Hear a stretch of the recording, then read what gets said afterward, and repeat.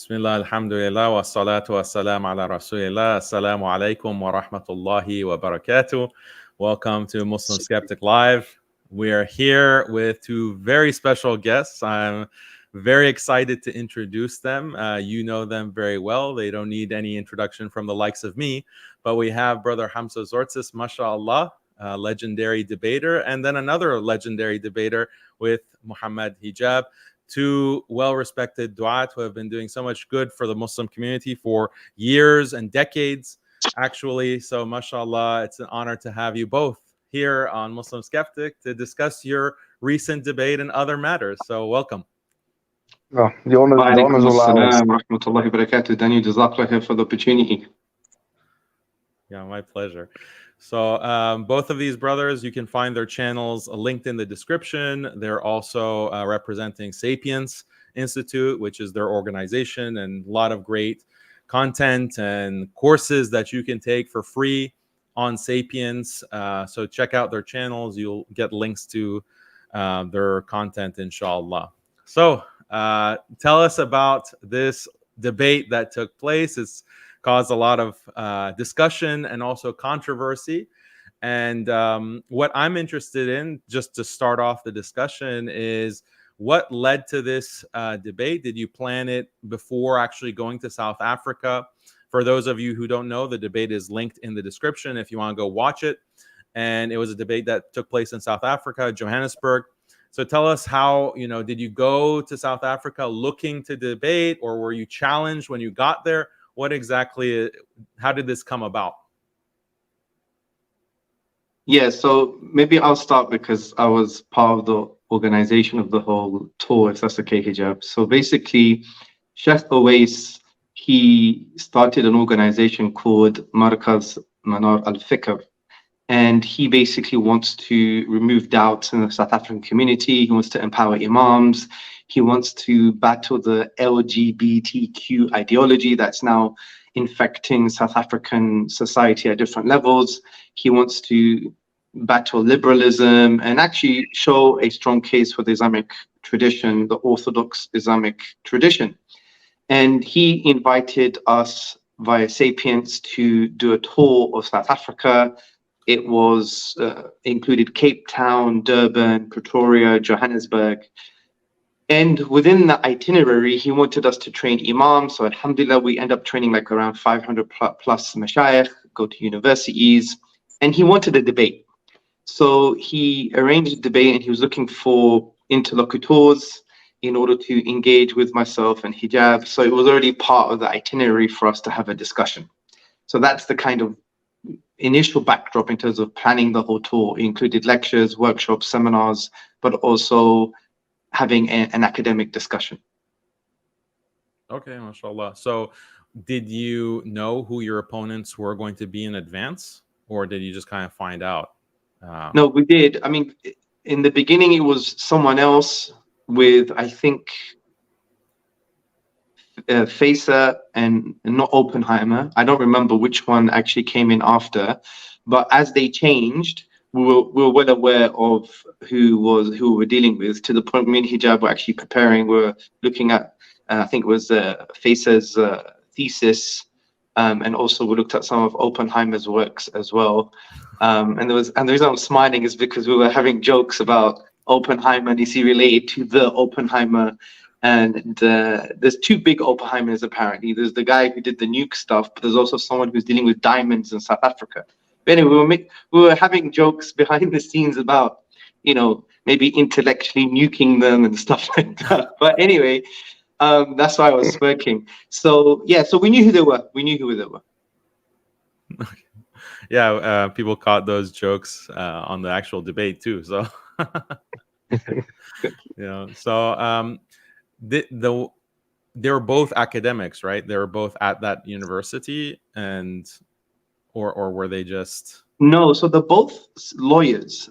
So they're both lawyers, but they both have an academic background in philosophy, I believe. Facer did a master's.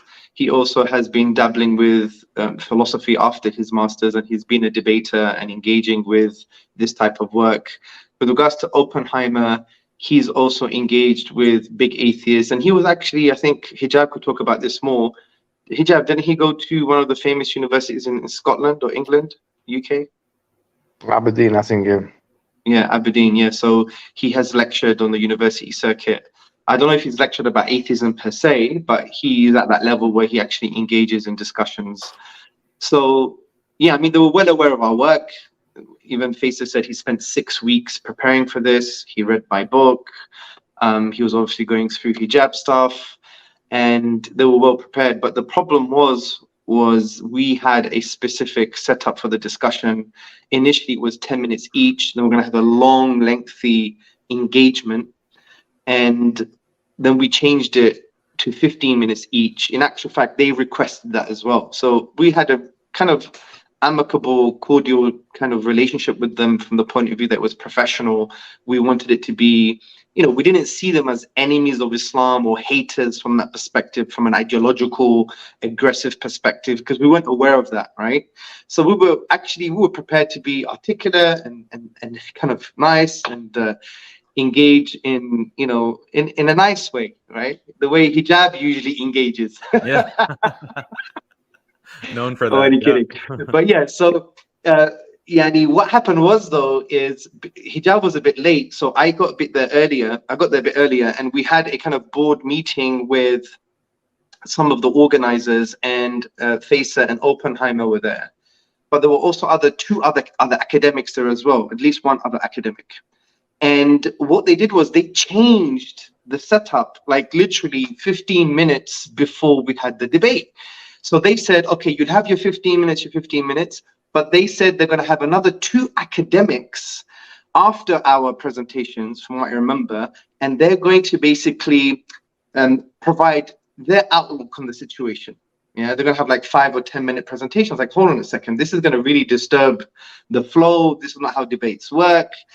And I mean, I'm not saying I put my foot down, but I was assertive and said, look, this cannot happen because it's not the right thing to do, because it's last minute. And I sent something as well, and I mentioned this in the debate, that one of the academics who was supposed to be on that new panel now, they kind of mentioned that, you know, we're an academic institution, so you need academics there to actually, you know, provide some kind of, I think he even said, you know, some academic flavor or whatever. And I felt that was a form of academic or intellectual babysitting. And I was like, hold on a second, you got 2, brothers from our side who are finishing off their PhDs, who, especially Hijab, he's got more masters, more degrees than the thermometer, as I said. Alhamdulillah, we're well grounded in the secular philosophical tradition. The combination of both of us, I think we have like, 10 postgrads.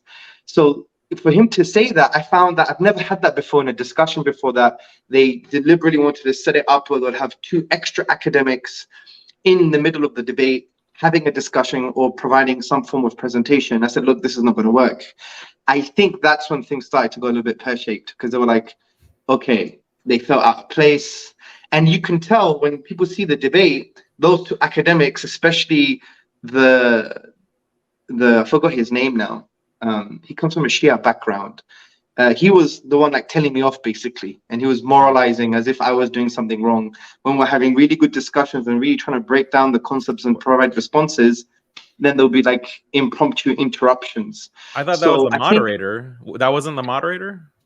No, so there was the moderator who seemed quite, I mean, he seemed like a miskin, nice guy, right? I don't mean miskin in terms of poor, but he was like, you know, one of those guys that you can have a pint of milk with, yeah? You could chill out with the guy. You could chill out with the guy. Like, he seemed soft. He seemed okay. Like, I think he was a bit worried as well. I think he was at his, like, comfort zone. He didn't know how to, it was like, you know what it was? It was like having a soccer referee an MMA match. Yeah. Because he was way out of his comfort zone, yeah? So what happened is the other 2 guys, when they were interrupting, the guy, if you look at the screen, he's on the far right. He was the one who was saying, you're speaking too long, you're just interested in yourselves, and so on and so forth. And they were all interrupting anyway. But I think that energy started from 10-15 minutes prior to the debate, which was unfortunate because the plan was to come, be polite and be robust and to engage with the arguments. but the whole structure didn't facilitate that, unfortunately. Now, obviously, we did some wrong things as well in retrospect. In retrospect, there are some things that I think I could have improved on and Hijab could have improved on. But generally, I think it was an overwhelming success with regards to the maqsad, the objective of debates. Because a lot of people think that debates are kind of wrong or they're not the right thing to do. But in our Islamic tradition, when you look at chapter 16, verse 1 to 5, when Allah says, call to the way of Allah, with hikmah, with wisdom, and with good preaching, and debate with them in ways that are best. Now, what's very interesting, 3 scholars from different theological backgrounds in the Islamic tradition, Ibn Kathir, Imam al-Nasafi, and Zamakhshari, they all say that debating is part of Dawah. Debating is part of the tradition. And obviously they put a caveat and they say, you have to do it in the best manner, in the best way. But here's a very interesting linguistic point. When you look at the structure of that verse, you look at the wow in classical Arabic has many rhetorical functions. And one of the rhetorical functions in this context is to say that Allah first mentions hikmati and hasana, basically wisdom and good preaching. And then when Allah says, and debate with them in ways that are best, the ways that are best actually means wisdom and good preaching. So when you focus on wisdom, it's actually saying and doing the right thing at the right time in the right way for a particular Allah-centric objective.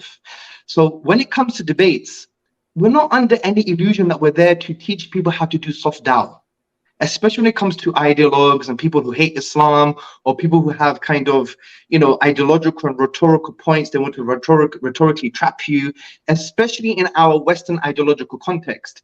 To come across as really soft is actually probably not the thing that is required from a hikmah perspective, because the objective of a debate is actually social engineering. It's to show that Islam is strong. Islam has intellectual veracity. Islam is not to be messed with.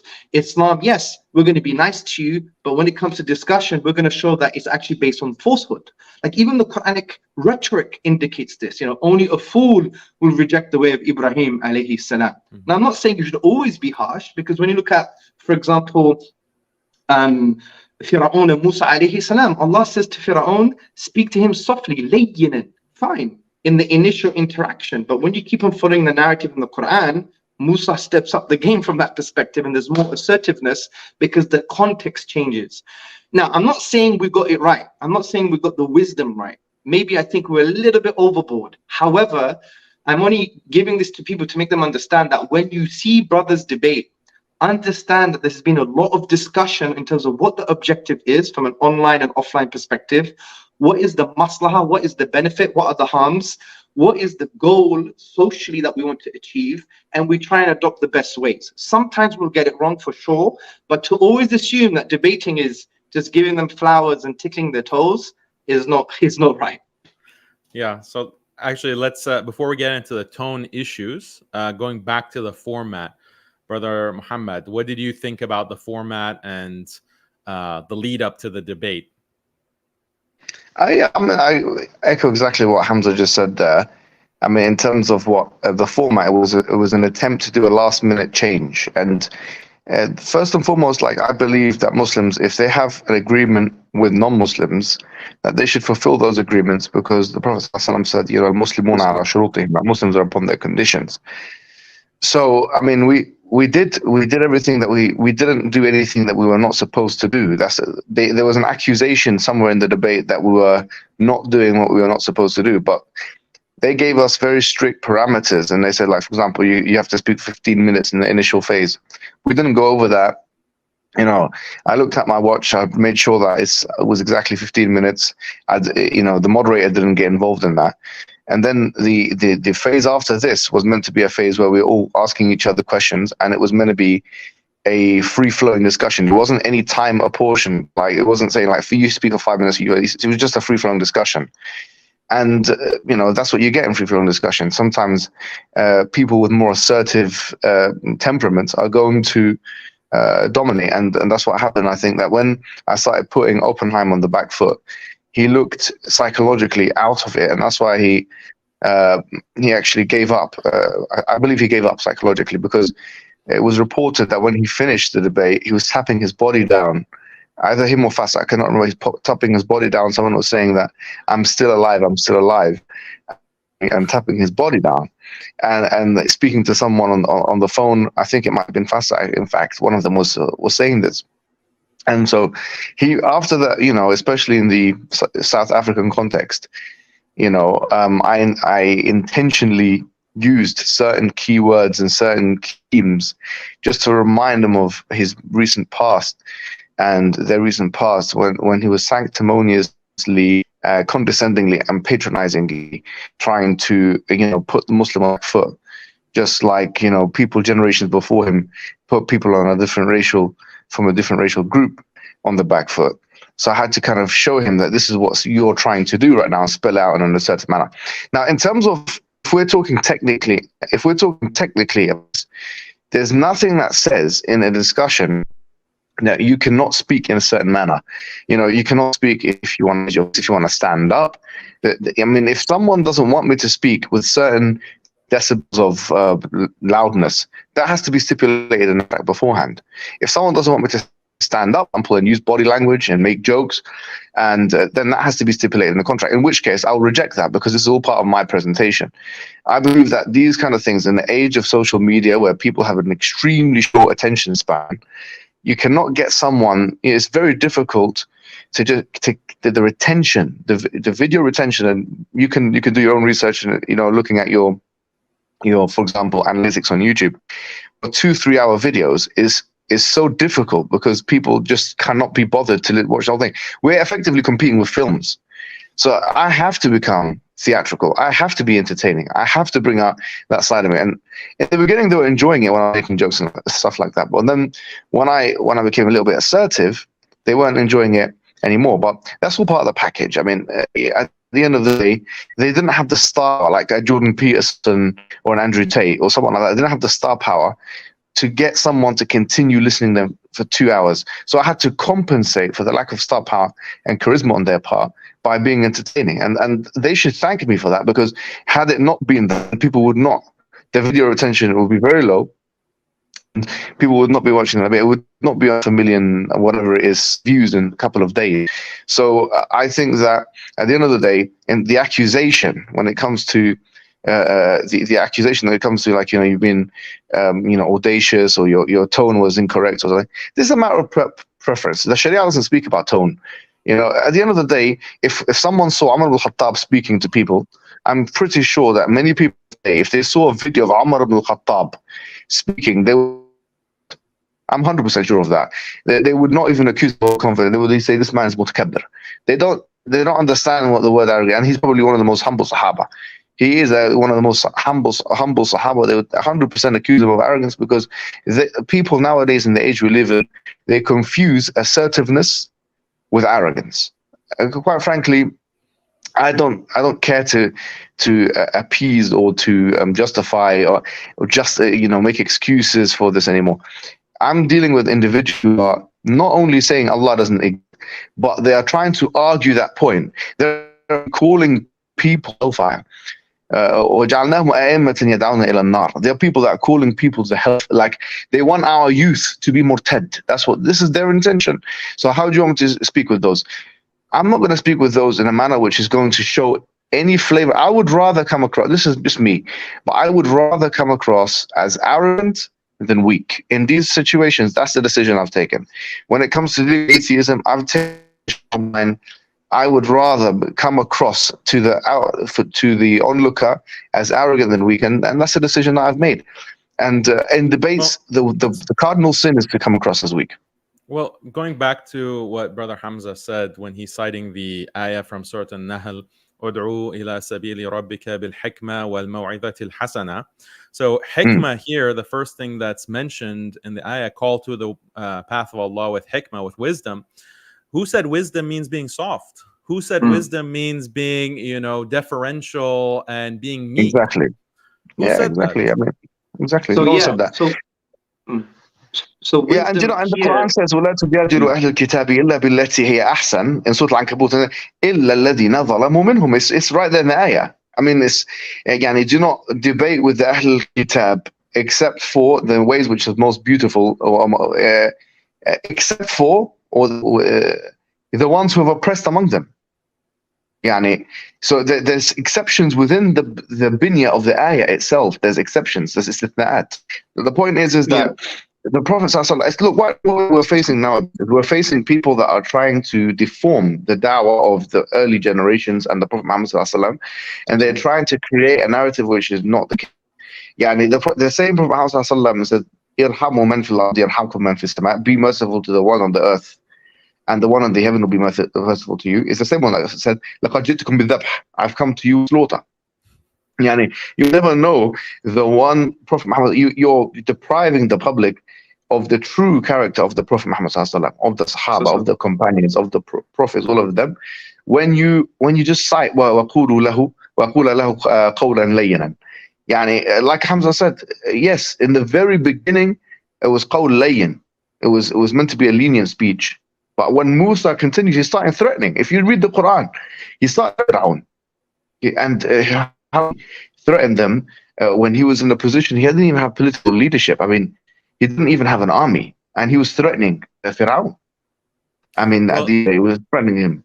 I think one thing that people didn't understand, maybe they just watched a clip, but they didn't actually see the kinds of trash that was coming out of Oppenheimer's mouth, which you were reacting to.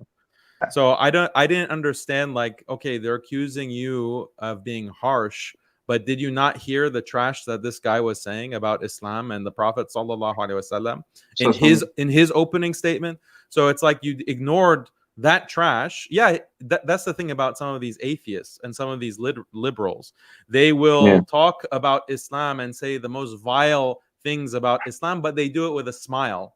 And they do it with the kind of, decorum, so-called decorum, while they're insulting Islam and insulting the Prophet ﷺ. So if a Muslim reacts harshly to that, then it's the Muslim's fault. I don't understand this kind of logic, especially coming from other Muslims. Other Muslims, maybe a enemy of Islam will point that out. Oh, look how harsh the Muslim is, because that's the trap. You lose either way. If you respond in a meek way to their insults, then you lose. If you also raise your voice or you give them a taste of their own medicine, then you also lose from the perspective of the disbeliever or the enemy of Islam. But why would a Muslim have a problem with? The Muslim should see the trap here and should see, like, no, we're not going to play by their game. And that's, I think you represented that well in the debate. And so did Brother Hamza. He got in many jabs, in that debate as well. So and absolutely, there's not one way of doing this right. I mean, like, everyone's got their own temperament, and we should, like you're very stoic, Daniel, when you debate. I watched parts of you. I want to watch the latest debate you've done with James Dyer, but I haven't watched that fully because it was running long. But you could see that, you're very stoic, and you can. But I'm not. I don't have that, and I wish I had a bit of that, because sometimes my emotions can get the better of me, and that's the truth. Sometimes I can become very very emotional when it comes to. I actually got triggered when I was deciding to just be like discussing, but when he started speaking about homosexuality and the Prophet and the Ahkam and Sharia, I made a decision. I said, this guy, if he wants to, look, if you are ready to swing punches, you have to take it now, because if you're ready to, you're attacking Islam. So effectively, a man is attacking Islam. He has to be, if a grown man to a fighter in the streets and punch him in the face, and the fighter punches him back, and he starts ravaging him, brutalizing him, and hurting him. Really, it's his fault, because he shouldn't have thrown the punch. He should have just stayed there and spoke very abstractly and been humble and asked questions. If he'd done that, we would have answered him. But because he starts to throw jabs and punching, then it is what it is. And look at the Sahaba; they had different ways of dealing with the situation. There's a hadith of Abu Bakr Siddiq. He punches a rabbi. I mean, I don't want to go into details about this. There was obviously context and whatever, but there was an altercation, and it was due to his aggression. That's an issue. Obviously, not like that. Hassan ibn Thabit was much more soft and stuff like that. He didn't even like to do hijab in the poetry. He didn't like to do, like, polemical type of poetry. So everyone's got a different. If someone comes and has got a different style to him, I'm not going to say he's wrong. Musa alayhi salam, I think he was more fierce in certain matters. فَوَكَزَهُ مُوسَى فَقَضَى عَلَيْهِ. So much so that he got involved in an altercation. He punched him, killed him with a punch, with a physical blow. So I don't know how the people who read the Quran, who read the Seerah, and who read the Sunnah, they don't make exceptions. I mean, in the top tier, We're talking about the top tier of Sahaba and companion and prophets. I can get you a hadith and aqwal and ayat of. You can say قُولَ لَهُ قَوْلًا لَيًّا بَعْكَسَ فَوَكَزَهُ مُوسَى فَقَضَى عَلَيْهِ. At the end, it's both of them. You have to say both. Prophet Musa was saying good laying words, but he also was so involved in a matter that he accidentally killed a man with a punch. He punched him. فَوَكَزَهُ مُوسَى فَقَضَى عَلَيْهِ. قال هذا من عمل الشيطان. He said this is from the satanic amal, but he told that he didn't like to see injustice. He got involved straight away. Musa, look at his interaction with Khidr. Every time Khidr said to him, you're not going to be able to be patient with me. He said, I will try to be patient. And then he continued and so on. And there was every time he got involved until Khidr said to Musa, هذا فراق بيني وبينك. This is so everyone is different. I mean, at the end of the day, armchair critics, I don't pay attention to them anymore, because this is what I'll say to them. Okay, fine. You criticize Hamza, Tzortzis, you criticize Abdullah, Lucy, even you criticize this one, you criticize all those debaters. Please show us proof of concept. I mean, you should go out there and show us how it's done. You make your own channel, create your own situation, make your own content, and say, listen, this is how I think you should do it. And show us that its effectiveness, bring people into Islam and giving izzah to the Muslim people and bringing the shabab closer to Islam. At the end of the day, if you can do that, then fine. We'll say, look, I will even copy some of that. Sometimes I look at, like I said, I watch Daniel, I watch Abdullah, Hamza, and I say, look, what can I take from this? What can I take? What style can I take? What argument can I take? What information can I take? Because everyone can improve. But just taking the criticism, you're not gonna change me, because at the end of the الطبع يغلب التطبع, as the saying goes, that the temperament of an individual, it dominates me trying to nurture myself into a new temperament. So it is what it is. You have to work with what you've got. I am what I am, and that's it. Yeah. This reminds me of an Arabic saying that the one on the shore is the greatest swimmer.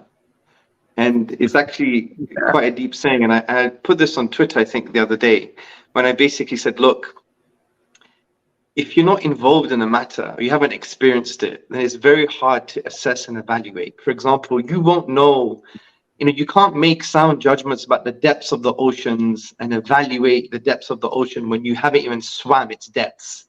So standing the possibility that maybe you're getting it wrong, or standing the possibility that you don't have the adequate experience to understand the particular reality. So what I said is, why don't you give it a go? Dive in the ocean and tell me how you're going to maneuver away from the sharks and not get bitten. And I think this is a very important point. It links back to your point, Daniel, of Hikmah. So this is a very deep point, because people think Hikmah is always being soft. That's not true. Hikmah means having an Allah-centric goal. So the maqsad, the objective, has to be pleasing to Allah in a particular context.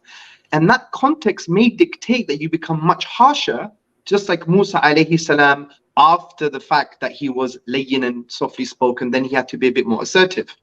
So you have an Allah-centric goal and you apply your ilm to that context to achieve that goal. People need to understand this. And when it comes to debates, the maqsad, the objective, is not always just showing you're nice. It has to be that Islam has its red lines. It has to be that we have our sacred. The secular world has given up the sacred. Right? That's why they could, human life doesn't mean anything to them. If you look at the history of warfare, we believe in the sacred. We have our red lines. Sometimes, and to have red lines, you can't just suggest them. You have to enforce them. Right? And in the context of a debate, it has to be done with assertiveness and intellectual ability. And Allah makes a distinction between wise judgment and ilm and knowledge. In Surah Yusuf, when Allah says that we gave him wise judgment and ilm, and this is how we reward the doers of good. So there is a distinction. So when you apply your ilm, the knowledge of the situation, in that particular context, you have to do it in a way that achieves that particular goal. So the goal of the debate is to come up on top. Like Abdul Rahim Green, do you know what he said once about debates? Like, people don't know this. He said, and I'm really sorry if this is crude, something like this: you have to make sure that you rip the testicles out. Right, something like that. Like, he was of that view that if metaphorically, sorry, you I do apologize. You have to show the veracity of the Islamic tradition, especially when it comes to someone who's an obvious liberal ideologue. So I wanted to mention that point on Hikmah itself, because it's very, very important that people understand that, yes, sometimes it may have to be you come across humble, you come across soft, but you have to assess the context and you apply your ilm in that context to achieve a particular goal. And I think, fine, I wouldn't have reacted the way Hijab did, but I was inspired the way he reacted for sure. But I think that assertiveness was definitely needed, because the guy did a typical strategy. It's called the machine gun strategy.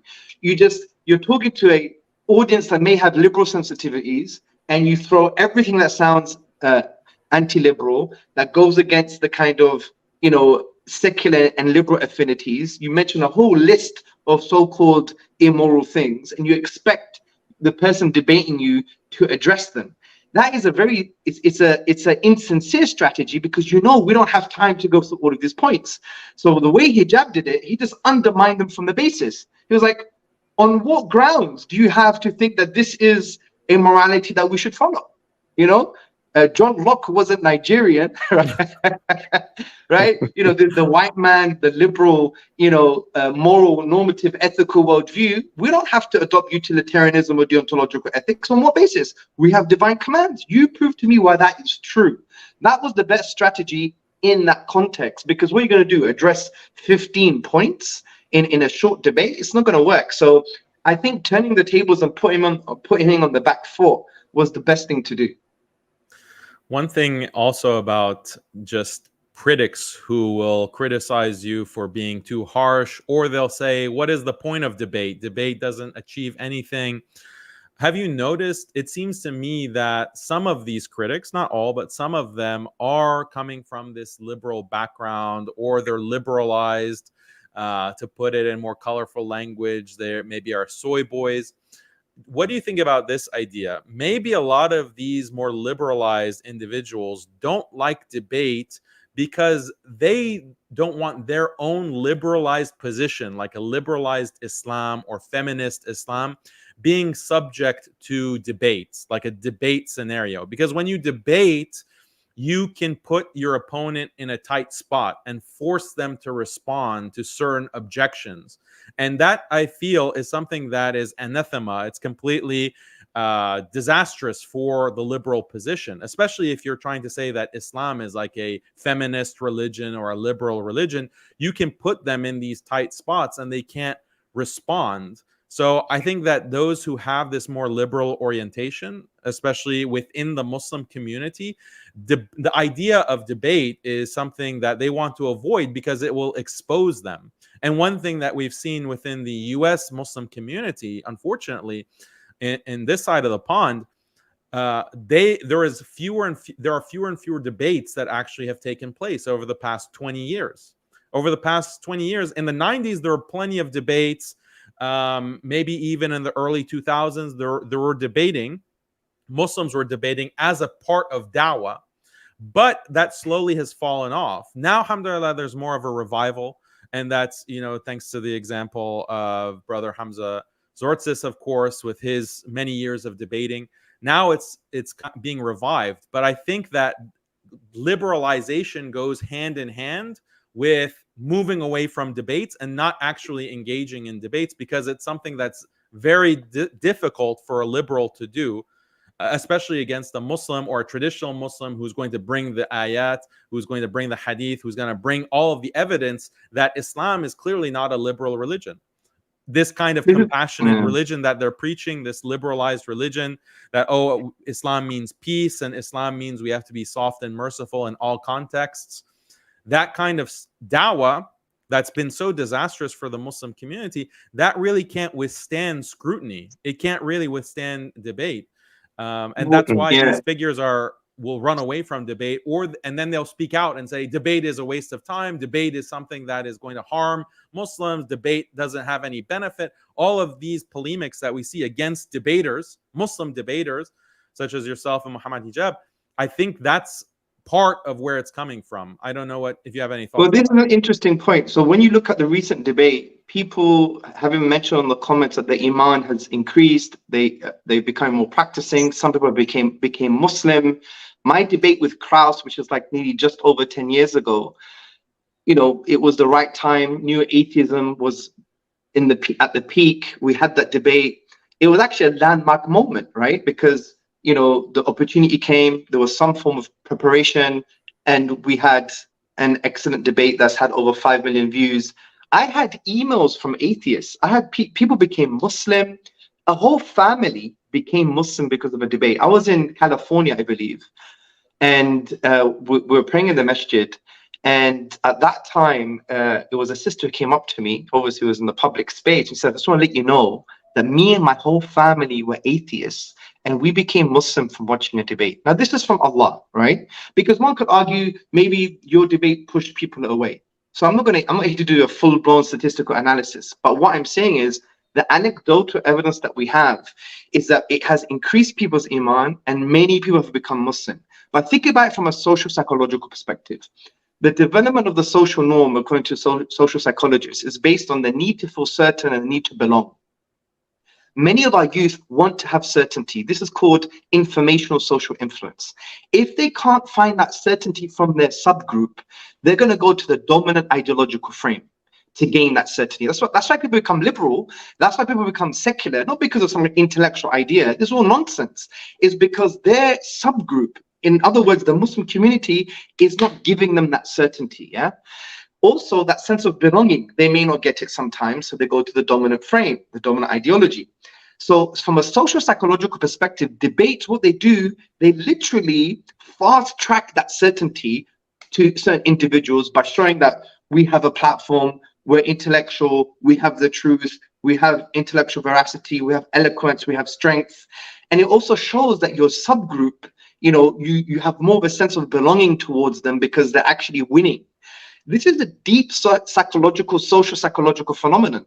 You cannot say debates are pointless. Debates are necessary in order to achieve that sense of certainty, psychological certainty, social certainty, and that sense of belonging. Because if you don't give them that, they're going to go to the dominant frame. And people could check this out. This is basic social psychology, normative social influence, informational social influence, and debates are a mechanism to increase that certainty amongst the subgroup when we're, you know, infected by this dominant liberal and secular ideological frame. That's so important to understand. Look, I'll give you another example. There was one person that said to me, they started practicing because of one of these debates. They didn't even understand anything they said, right? They said, I didn't understand, it's too complicated. But you know what? The very fact that you're there on a level playing field and you're showing that we have some kind of intellectual strength was enough for me. And so people need to realize that, because sometimes being too soft and being consumed by the ideological dominant frame is going to actually weaken that sense of belonging to the subgroup, the Muslim community, and it's going to weaken that sense of certainty, and people are going to start leaving. The final point I want to mention, this whole liberalism thing, and Dr. Shabir Akhtar, who recently passed away, may Allah grant him mercy, like his works are phenomenal. He wrote Islam as a Political Religion, he wrote the Quran, The Secular Mind, he wrote Be Careful of Mohammed when he was defending the blasphemy of Salman Rushdie and so on and so forth. And he was before the social media age, and he was one of those intellectual, brave warriors of the time. He makes a very interesting point, I think, in his book, Be Careful of Mohammed, and he basically says that liberalism and secularism, they are designed to propagate themselves, and they don't have this thing called absolute tolerance. There's boundaries to tolerance.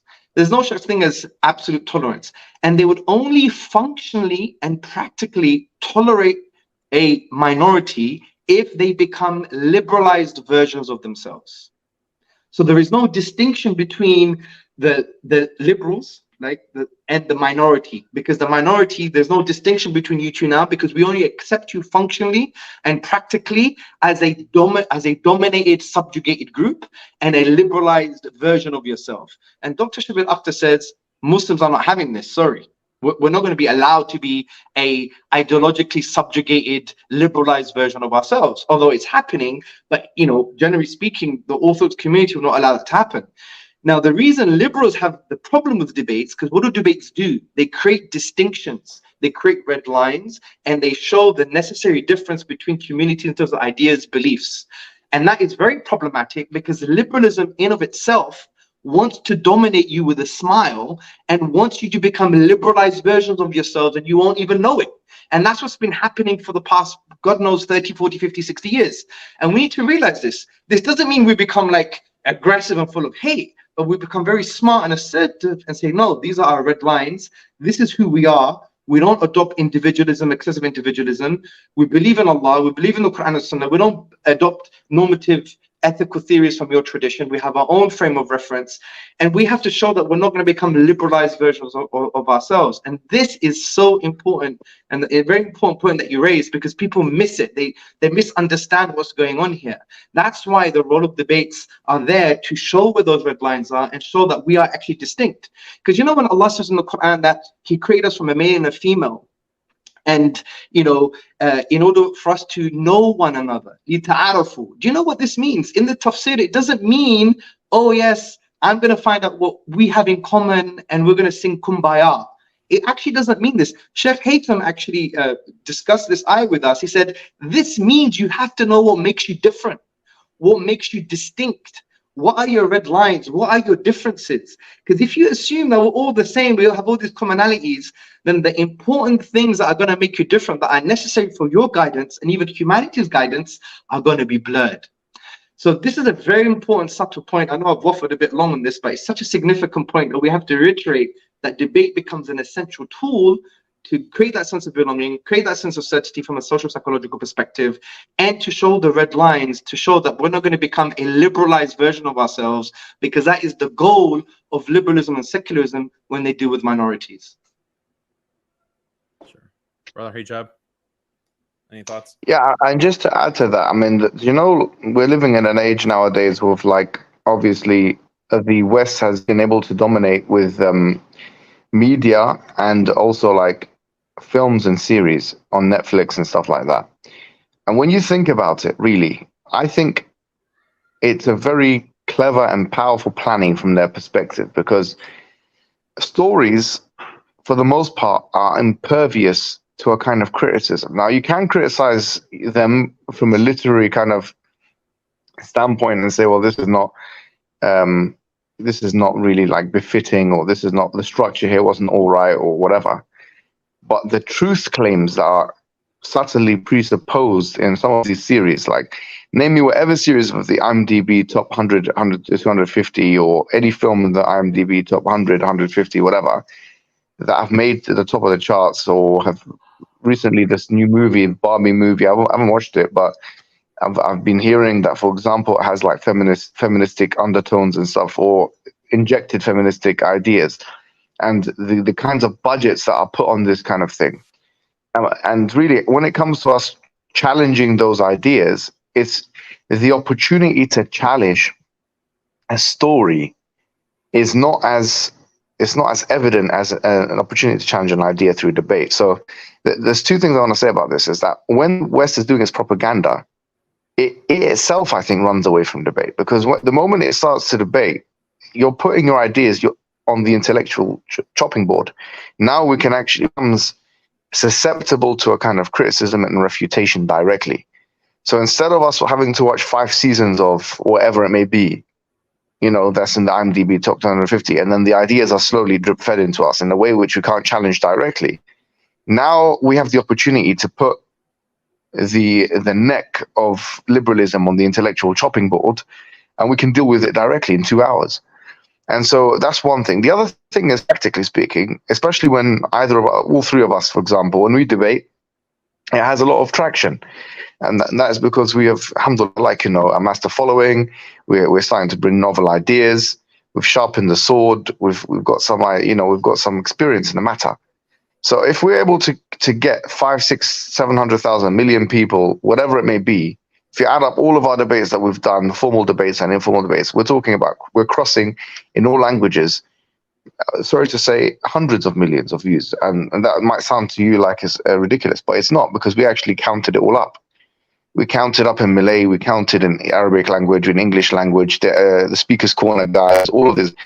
It's over, 300 million, 400 million of unique channel views if you add everyone that's involved in it in the new age. We're talking about almost 500 million individuals. How else are we going to get through to? Because the thing about debate is that it has an element of entertainment in it, which is not afforded in normal discussions. In masajid throughout the world, if you bring everybody and they all give a khutbah, you're not going to get through to 500 million people. We don't look. Put it this way: if on a marketing level, we wanted to, if you wanted to respond to, the hundreds of billions, trillions, actually, maybe trillions of dollars or pounds that are being put into the movie industry and to the series and stuff like that, and we said, look, we want to have 300-400 million views, okay, and in that we want to present the Islamic position. Realistically, that would cost us billions of pounds. We don't have that.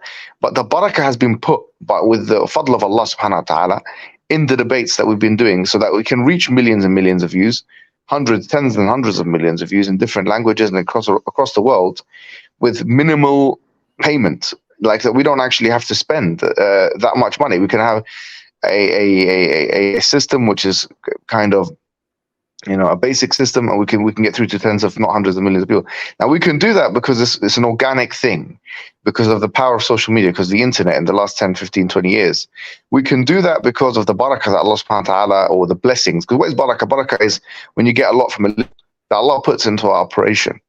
And we have to actually remember that all of this is due to Allah's will. All of it is due to the barakah that Allah subhanahu wa ta'ala has. But we have to remember this point. It's من غير قوة من غير حول مني ولا قوة. It's literally, for example, if I drink this, this drink here,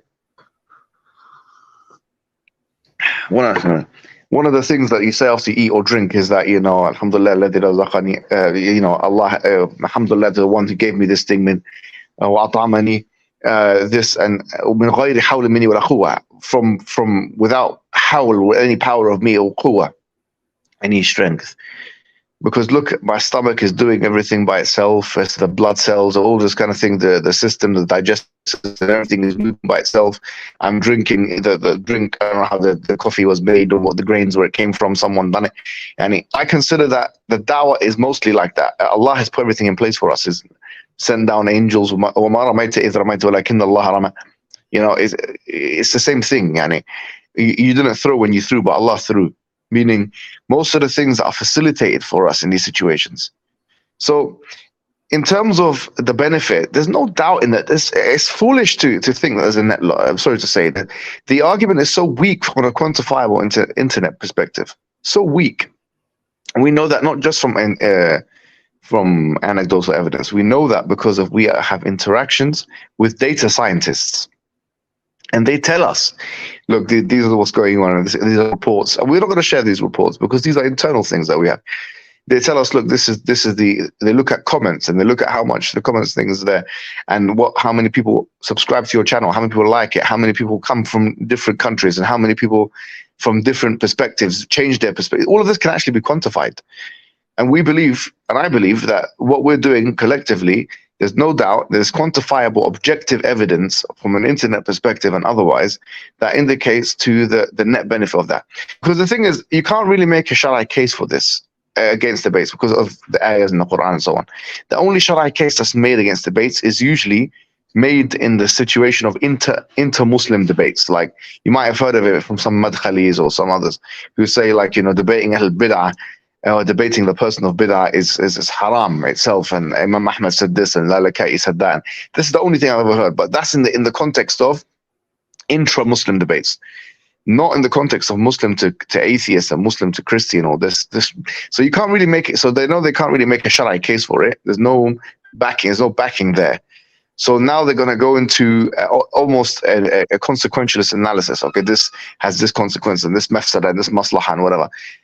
They don't really have evidence to show that there's a net negative. We believe that and clearly there is, quite frankly, if the objective is to bring people in Islam and to give people confidence in Islam, there's no doubt that the net benefit exceeds the net mafsada. There's no doubt that at all. So, if that's the only thing that they can say, then that's defeated as well. But I'll say to you that in terms of your question, Akhila, I think that the reason why people don't like debates is usually, you'll find, it's nothing to do with religion. Or even to do with ideology. I think it's to do with, in my opinion, if there was a main reason, it's to do with temperament. Some people, I just feel like the people that are attacking you or others or Hamza or anybody else for debates, you can never imagine 400 years ago let's say in the medieval period, with a sword in their hand, fighting the enemy. There's no way you can. There's some speakers that you can never imagine holding a sword and defending them. There's no way. I can imagine them doing or talking about this and talking about that. Wallahi, uqsum billah al-azim, and I mean this with the greatest of respect. There are some speakers in the Muslim world today who are men, especially, I'm not going to say especially in this place or that place. There are some speakers that are men. I believe that if they come and if, like, for example, I invite some of them with them in a public space, and I think that someone will come and attack us physically with fists, wallahi, I will almost bet my bottom dollar that this guy, he's going to expect me to fight on his behalf. 100%, just like as if he was my wife. There's no way he would fight. So, for example, sitting down, three of us in a dinner table and in a restaurant, and then there's some other guys that come to try and attack us. What he's going to expect is for me to fight for him, and he's not going to fight for himself. 100%.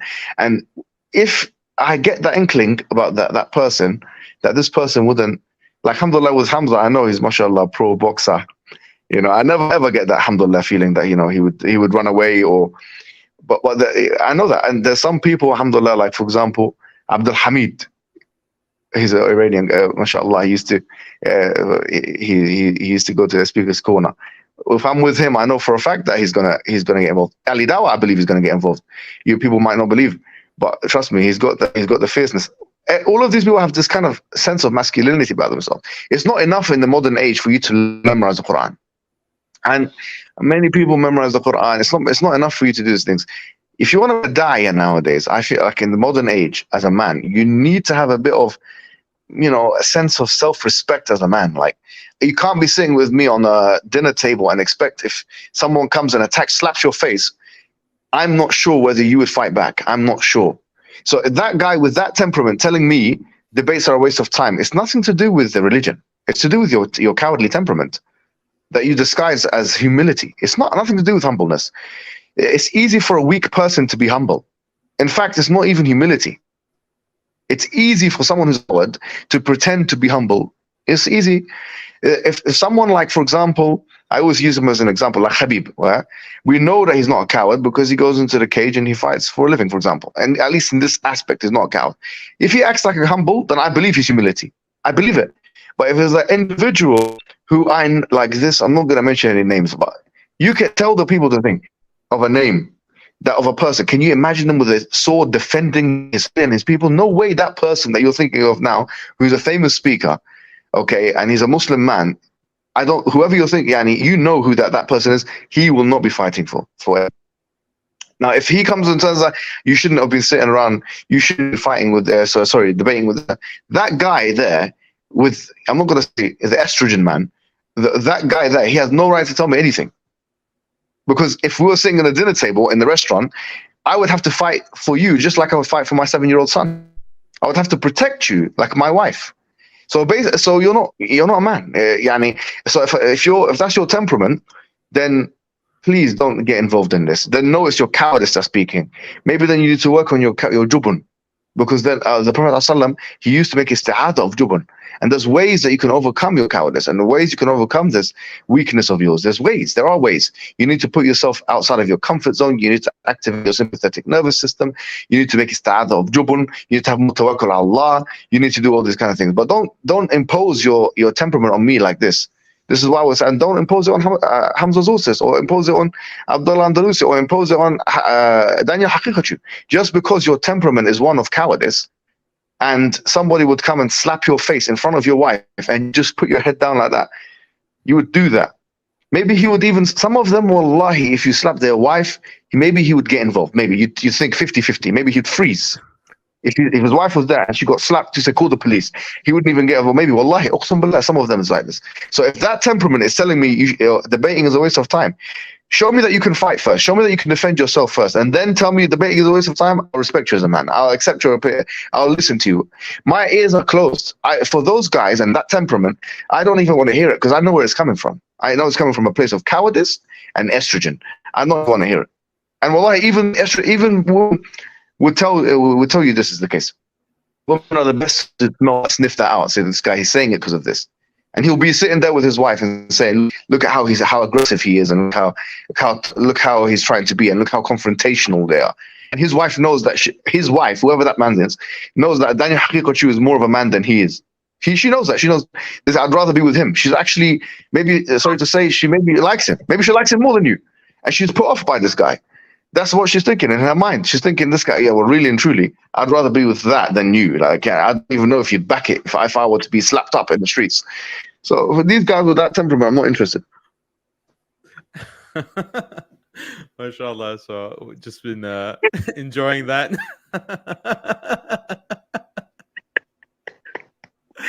Oh boy. With you guys, mashallah, ripping out testicles, sword fighting, punching people. This is where the conversation has gone to, mashallah. No, but this is, you know what? One more thing about this, I was reading something of Ayan Hirsi, another person who's like an enemy of Islam, and she said, I don't agree with her, but there's the sentiment that she's trying to communicate. There's a truth in it, where she's saying it wrong. She's saying that she wrote, Allah is a fiery God, because she's mentioning all these things in the Quran which talk about the hellfire and all those kind of things. There's an aspect of Islam which is, if you like, staunch, it's quite fiery. No, astaghfirullah for her expression. We don't agree with that expression. I won't say that. But I'm saying that the enemy sees that. Look, for example, there's an ayah in Surah Muhammad, which wallahi is so powerful ayah, and every man should know this ayah. وإذا أنزل عليه آية محكمة وذكر فيها القتال ورأيت الذين في قلوبهم مرض ينظرون إليك نظر المغشي عليه من الموت فأولى لهم.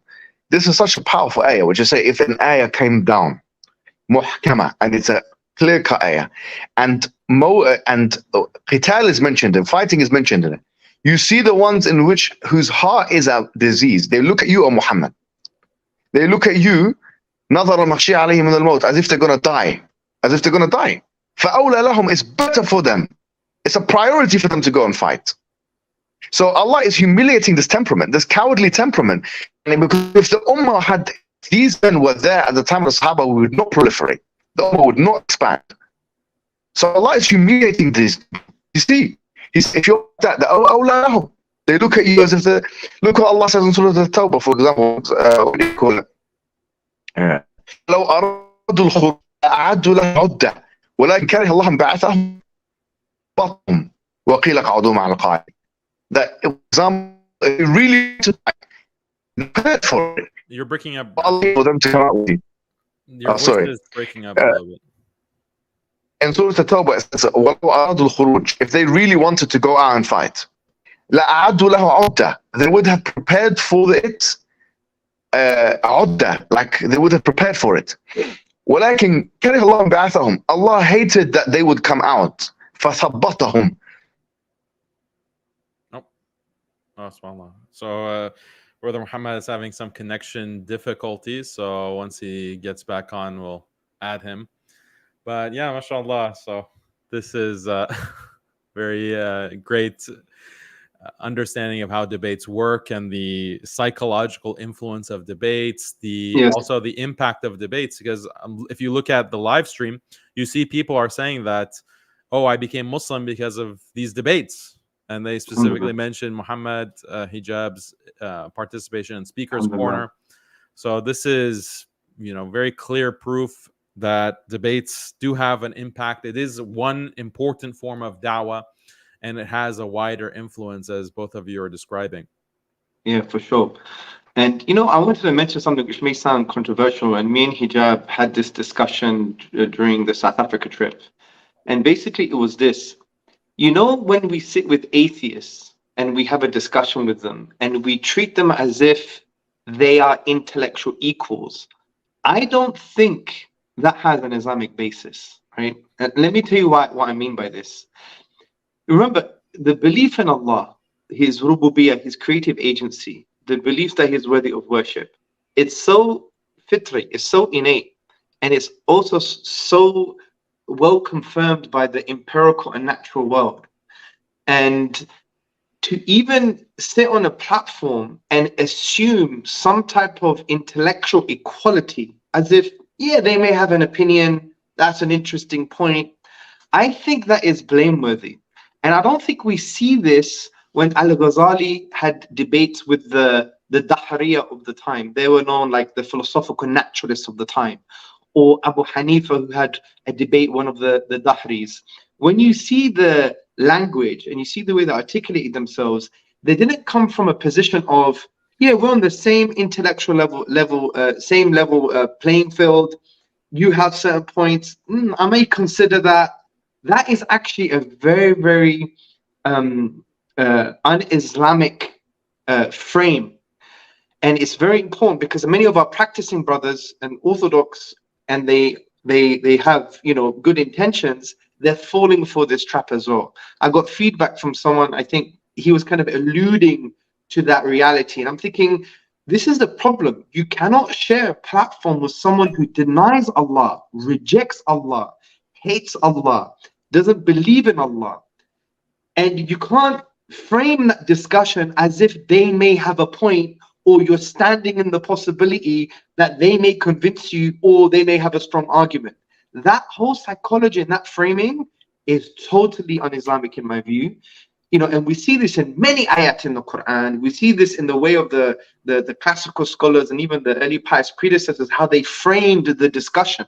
The discussion is, I'm sorry, I'm going to respect you, I'm going to give you dignity, but there's something intellectually and spiritually wrong with you. And this is why. This is how we should come across, in my view. And sometimes coming across as if, you know, we're on the same level playing field. They may have a point, we have a point. I may adjust my position as a result of his discourse. That is not the way forward when we're dealing with people who reject Allah and His Messenger, in my view. This doesn't mean you're always going to be assertive and harsh. It doesn't mean that, you know, you want to come across as super arrogant. No, but it means that you cannot frame it from that perspective as if we're on the same intellectual level playing field. And I was discussing this with Hijab when we were getting some form of criticism, and I was thinking, yani, the whole framing is wrong. We're not sitting on that platform assuming that they may have a point. They don't have a point. They will never have a point. And we're here to show them that they have an intellectual spiritual sickness. Simple as that. To frame it otherwise, I think comes across as a kind of hidden form of unhealthy skepticism, which is not in line with Islamic tradition. I don't know what you have to say about that, and maybe I may need to clarify further. But do you get the point? What can I say, Daniel? Do you mean that, are you trying to contrast a debate format versus, oh, let's sit together and have a nice little discussion or interfaith? Is that the contrast that you're making? Well, there's that as well, but it's also, even when you have a debate, but in the debate, you have framed the discussion as if you are on the same intellectual level playing field, that they may have a point. And, you know, we have to understand their nuances to the degree that it may change our position, or, you know, we come from the perspective of we have too much, we have something to prove. We have to come across psychologically, intellectually as you are wrong. You're not on the same intellectual level playing field. Atheism is incoherent, irrational, counterintuitive, and against the innate disposition of the human being. We should come across from that perspective, if that makes sense. Because sometimes brothers may expect us to be like, you know, it's okay for you to reject Allah. Yeah, you're a sincere atheist. You have a point. And I'm here to basically take you on that journey. And generally speaking, when it comes to debates and these type of atheist ideologues, we cannot frame it that way. I don't know if I'm articulating myself perfectly enough, but it's more about, yeah.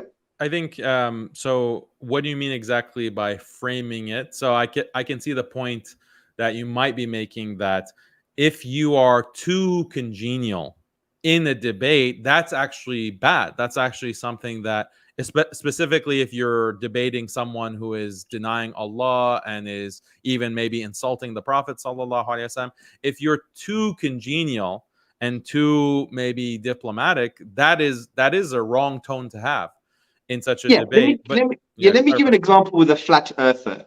Many scientists, prestigious scientists, will not have a debate with a flat earther. Why aren't they having a debate with a flat earther? Because they're saying they don't even deserve the platform. Now, from an Islamic perspective, rejecting Allah is worse than being a flat earther. That's the type of framing. I'm not saying we shouldn't give them a platform to discuss, But look at how they would treat a flat earther. They're like, you don't have an intellectual basis. You don't even deserve a platform. Now, I'm not saying we should say that to them, but there should be some sense of psychology when we're entering this arena, that we have to believe and psychologically come across as if, well, really, our deen is a deen of izzah, and they are equivalent of flat earthers. I don't know if that was a good analogy, but I get the overall point that you're making. One other factor to consider is the flat earthers, they have no institutional viability, they have no power, they have no influence, but atheists do. They are seen as respected in society overall. They are seen as they are coming from this position of power. They have the superpowers that are literally backing them, this liberal hegemony that's backing them. Agreed. So unfortunately, it's like would it be better if we didn't have to debate these people? Yes. So we should debate them because they have the power. I totally agree with your point. But the psyche of the Muslim who's debating them, his psychology should be, I have to debate them because they have that power, and we have to deal with this kind of with this fitna. But psychologically and mentally, they should have the kind of psychological internalized affirmation that these people are equivalent of flat earthers. That's my point. It's about the psychology of it. And that's why sometimes when brothers have debates, or people have debates with these atheists, sometimes it comes across as, no, you may have a point. You're on the same intellectual playing field. And I'm just assessing that psychology is wrong. Of course, we should give them platform because they have a dominant power. They're creating a lot of fitna. It's an ideological warfare. We have to challenge them. But the psychology of the person, Muslim, dealing with them has to be such that, yes, even though I have to challenge them, I know that they're equivalent of a flat earther, and I'm going to not give them the kind of intellectual honor to the degree that I think that they may have, very important points. And that changes the frame of the psychology. That's the point I'm trying to make. I mean, I articulated this much better in the cab or in the car with hijab when I was in South Africa, but I kind of lost my. Great. But yeah. Basically, I think we were before in the cab or elsewhere is that basically you just need to make they're not reasonable. Basically, we cannot treat them as intellectually reasonable, or their positions as intellectually reasonable positions. Like without atheism and Trinitarianism and all that stuff, it's intellectually unreasonable. Okay, so as such, we should, when we approach the debate, we should come across in our speech and tone in. Because a lot of these guys, the situation they want us to be in with these is, let's agree to disagree. Oh, you make a great point. Even if you're not spelling it out explicitly, it gives the impression that the person's actually reasonable position, like atheism is their intellectually reasonable, and then that would then create doubts in the mind that, well, if this is a reasonable position, your sound is breaking up. It's hard to hear you. Your voice is just breaking up too much. We can't really understand what you're saying. No. I don't know if you can get a different part of the house or. Well, what you can do is, temporarily, you could basically maybe pause the video and use the audio, so the audio. Yeah, maybe. Clear, yeah. No, it's still cracking. Yeah, maybe try reducing or taking out the video, and then we'll just hear your audio better, maybe. Okay, 1 second. Yeah, so Hijab summarized it well. These positions are unreasonable and treat them as such. I think that was probably the best way of articulating that waffle I said. Alhamdulillah. Yeah, that's a very good point. So let me ask you a question, Daniel. I know that's Sure. very hard because you're the one who's asking the questions. It's your platform. But from your experience and all the debates that you've had with Murtadeen, with liberals, with all sorts of atheists, Christians, what do you think is the overall feeling and the impact that you've made from the comments that you've received? Well, I get the same kinds of comments. People will say that you've really helped my Iman. You've helped me become more confident as a Muslim. Some people have said that they became Muslim after listening to a debate, and some of the debates, like, I don't see how they relate exactly to becoming Muslim. Like, there was a debate that I had with this internet influencer called Vosh on pornography. And then one person said, I became a Muslim because of your debate with Vosh. I was surprised by that. I would expect, like, maybe in my debate with atheists or ex-Muslims. Yeah, so alhamdulillah, I have the exact same type of response that I get from people, is that they appreciate the debate. Obviously, all of it is from Allah and the fadl of Allah. But yeah, alhamdulillah, it's been a positive overall reaction from the wider internet community, from what I can see on the internet, and then people that I meet in person as well say the same thing.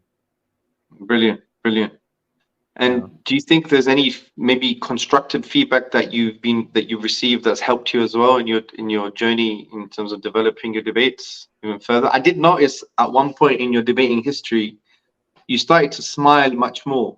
That I did notice that, because you have this stoic approach. And then I remember there was one part, I think it was a few years ago, you were smiling a lot. It was the one that you were sipping the drink. It was you were drinking that time. I was like, hey, this comes across assertive, but you had a really good smile. It was like a smiling assassin. Yeah. So so maybe did you get feedback with things like that? Have you adapted, because some people are well-meaning and they've given you good feedback? Well, the smiling is just because with certain people, like, I just don't feel like smiling because they're insulting the Prophet ﷺ, or in the actual debate, or they're just being very rude and insulting, or they're using foul language. So I don't feel like smiling in those cases. But yeah, I try to smile more. And I always try to be civil in the debates, believe it or not, because the other side is looking for any excuse to discredit you. So if I come across as just being a grouch, or just not like a personable guy, just by my demeanor, not by what I actually say, they're going to be less willing to accept what I have to say. And if I'm nice about it while, like, refuting their position, then it actually annoys them more. So I actually have the same kind of mindset, especially if I'm debating some of these atheists. I want to annoy them, or I want to bother them, but what is the best way to do that, to accomplish that? Sometimes it's, metaphorically hitting them in the mouth, and other times it might just be to smile in the face of their nonsense. So, sure. But the goal is the same, is just to aggravate someone who is an enemy of Islam. That's what I want to do, and sometimes a smile, a well-placed smile, can bother them and boil their blood. Yeah, so one criticism that I got, which I think my last debate before this one was about 4 or 5 years ago, I was getting this, people were saying to me that I was becoming too soft. And I think in some cases that was the case. I went a little bit too far on the other side in terms of the approach, and that temperament wasn't part of my natural way of being. I had to, I hope I'm a nice guy, but generally speaking, when I'm debating, I'm like to be passionate and assertive to some degree. I'm Greek at the end of the day. We break plates at weddings, although I've never been to a Greek wedding that's broken plates before, but you get the point. At home, the way you express love to each other, it's like very almost aggressive, right? We bite kids' cheeks, and cute rage. You're so cute, I want to throw you down the stairs, kind of thing. Yeah, it's part of the culture. Like I was brought up like people biting my cheek. Right? You don't do that in liberal Western cultures. Like, no way, you just don't do that. Yeah. But anyway, so I was getting the accusation that, Hamza, you're too soft, man. You're too soft. You're being too soft in this discussion. And there are now, when I'm looking back, some moments a bit cringeworthy that I felt it was the wrong move. Because it wasn't the right attitude to have, especially in those particular contexts. So I have received that kind of feedback. The last time I did engagements like 4 or 5 years ago. So hopefully now trying to find the balance, which is sometimes you get it wrong, but I do like that type of criticism. I like people when they're well-meaning and they say, look, Hamza, this was a good point, this was a bad point, you can improve it here, your temperament here was wrong. I actually enjoy that, even if it's public. If they said it nice, and they don't want to just attack me just for the sake of it, I would accept it and try to improve. So I think when you engage in debates in these public platforms, when you receive something that you think you could improve you, I'll take it like a sweet or like a biryani. So one key one was, Hamza, you're just too soft. I remember Sabur saying that to me a lot. Oh, To be avoiding me, saying you're too soft, get back in the game, stuff like that. So Alhamdulillah, this was a good opportunity to get out of the ring rust, as they say, get off the ring rust. Yeah. Well, one moment in your career that was definitely not too soft was when you were in giving that lecture, I believe, at a secular Turkish university. And so how did you feel in that university when you're telling these students, big fans of Ataturk, you're telling them to follow the Sharia and you're demanding the Sharia, and you're a Greek, as a Greek Muslim? That's a very interesting story, which I haven't said before, I think, publicly. So this is a nice opportunity. So around 7 years ago, I gave a talk at the Bosphorus University in Istanbul, and it was known to be it used to be called the American University of Istanbul, I believe. Very elite university. There's about 2,000 people there. And I gave a talk mostly on GORAP, God's existence, oneness, revelation, prophethood. You got a strong, true tradition. Whoever comes from truth is true, stuff like that. And I talked about Ottoman history. Your history didn't begin 80 years ago. It began with, Iqra, and so on and so forth. And I also said, just a few moments before I talked about that individual, I said, don't alienate yourselves with the secular Muslims, because a lot of the individual secular Muslims, they love Islam, but they've been totally brainwashed, like literally brainwashed. They have no idea. I said, you need to reach out to them and give them dawah. So it was a very kind of positive talk, even from an Islamic perspective, give them dawah. But then I said something like, your history didn't begin like 8 or 9 years ago. There was a man, I didn't even mention his name. There was a man who, banned the adhan, changed the Arabic language, banned the hijab, so on and so forth. And I said, is he a friend of Allah or a friend of shaitan? And I think the majority of them said friend of shaitan. And then I said, why is his picture everywhere, right? And he was benign from the point of view, Erdogan's nephew was there, I believe. I took a picture with him at that time. And I got no grief for years, like literally no grief, around 5 years or something. And then when I published my book in the Turkish language, it was about to get published with Timash, one of the most famous publishers, that connected to the government, one of the biggest Islamic publishers. We did some pre-marketing. When I did the pre-marketing, all of a sudden, the right-wing guy, who's the right-wing guy now, he looks like he's got a really nasty face. Yeah, you could tell this guy is just nationalistic, right-wing. He probably hates Islam as well. He looks like an ogre. Yeah, that right-wing guy, he took that small clip and he posted on Twitter. Within 1 or 2 days, it got 2 million views. I was all over the news. Wallahi, I have never received so much filth, hatred in my life. They were saying things about my mother, what they're going to do to my mom, my sister, whatever they were saying. I had some guys taking pictures of machine guns saying, we're going to kill you. Wow. The Istanbul Bar, right, which is like the barristers, they did a press release saying, out for my arrest. I get brothers saying to me, don't get on a Turkish plane, this, that, and the other. Anyway, to cut a long story short, after about 10 days of filth, like literally, maybe possibly thousands of messages, they even came to UK. 2 guys were in Turkey. I couldn't even make that lecture. Alhamdulillah, if I was there, we'd probably have a punch up, yeah? 2 of the guys were there. They took a little video saying Hamza didn't come because they knew we were coming. No way. If I knew they were coming, I would have come, even if I was sick, yeah? Because at that time, I read the book. I think it's called The Grey Wolf, A History of a Dictator, published by Routledge. And it's got a lot of big bibliography. I think I sent it to you as well when you did that video for Muslim Skeptic. And I learned more stuff. And I was like, oh my God, this individual is worse than I thought. So that was the history. Then the Timash got pressured by the secularists, the Kemalists. I couldn't publish the book, but another publishing house, Elkin Publishing, who's connected to an activist organization that used to try and defend the hijab when it was banned in Turkey. They're a very good activist group. They actually bought the rights and it did better than they thought, right, in the Turkish language, and it's done relatively well. Now, one criticism that I got from one brother, I don't know if it's true, I haven't assessed it Islamically yet, is he said, this person is like an idol. And Allah says, do not curse their idols, lest they curse Allah. So I don't know if that analogy can be made. But the thing is, it did create a hoo-ha, and people thought, you know, this guy's not going to come to Turkey again. This guy's going to, and I have to admit, I've been in Turkey, I've been here for a long time. I've been in and out of Turkey for a while.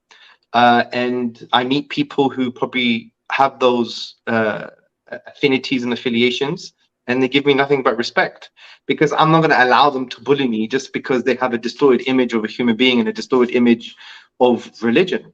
Because these secularists, unfortunately, they've been fed a lie, not only about this particular individual, but they've been fed a lie about the world, and they have an inferiority complex. They want to be like Europe. They've never been to Europe. They can't even get into Europe. And yet, when you look at Turkey today, it's actually done relatively well. I consider lots of places in Turkey better than London. London has lost its soul. It's become the third world. In Turkey, if you go to the hospitals and there's an emergency, you go right in. In London, you have to wait like 8 hours or something. Wow. Like, you know, they don't know what they have. I mean, anyway, so that's the brief history of that event. Yeah, I had loads of death threats. But alhamdulillah, Allah protects. Allah is the one who protects, and we just have to have tawakkul. But yeah, that was the history. That was the history. And obviously, I'm very careful even now not to even to use the name, because it creates such a hoo-ha. It creates such a emotional reaction. It's like a lot of these people, they are like, I don't know how to describe them. It's like they're idol worshippers. That's what they are. They're excessive idol worshippers.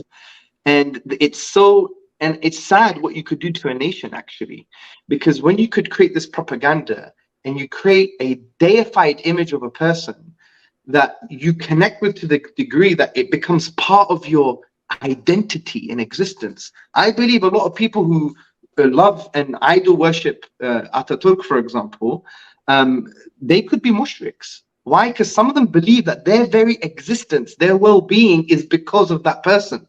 Ultimately, this is a form of, like, you know, attributing lordship to something. Yeah, it is a disgraceful state of affairs. But alhamdulillah, Turkey has changed a lot now. People have moved forward. There was one uncle, a Turkish uncle, he bought a whole load of my books as a result of what happened as a protest against the Kemalists. And, you know, it's just unfortunate we live in these times, but that's what happened. Yeah, so I hope that was an interesting story, but yeah. So, I mean, would I have said the same thing, not knowing now what I know now?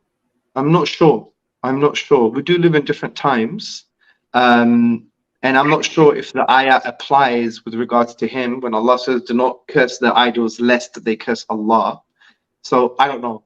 You guys could discuss that for me and give me an answer. I don't know if we could apply it in this context.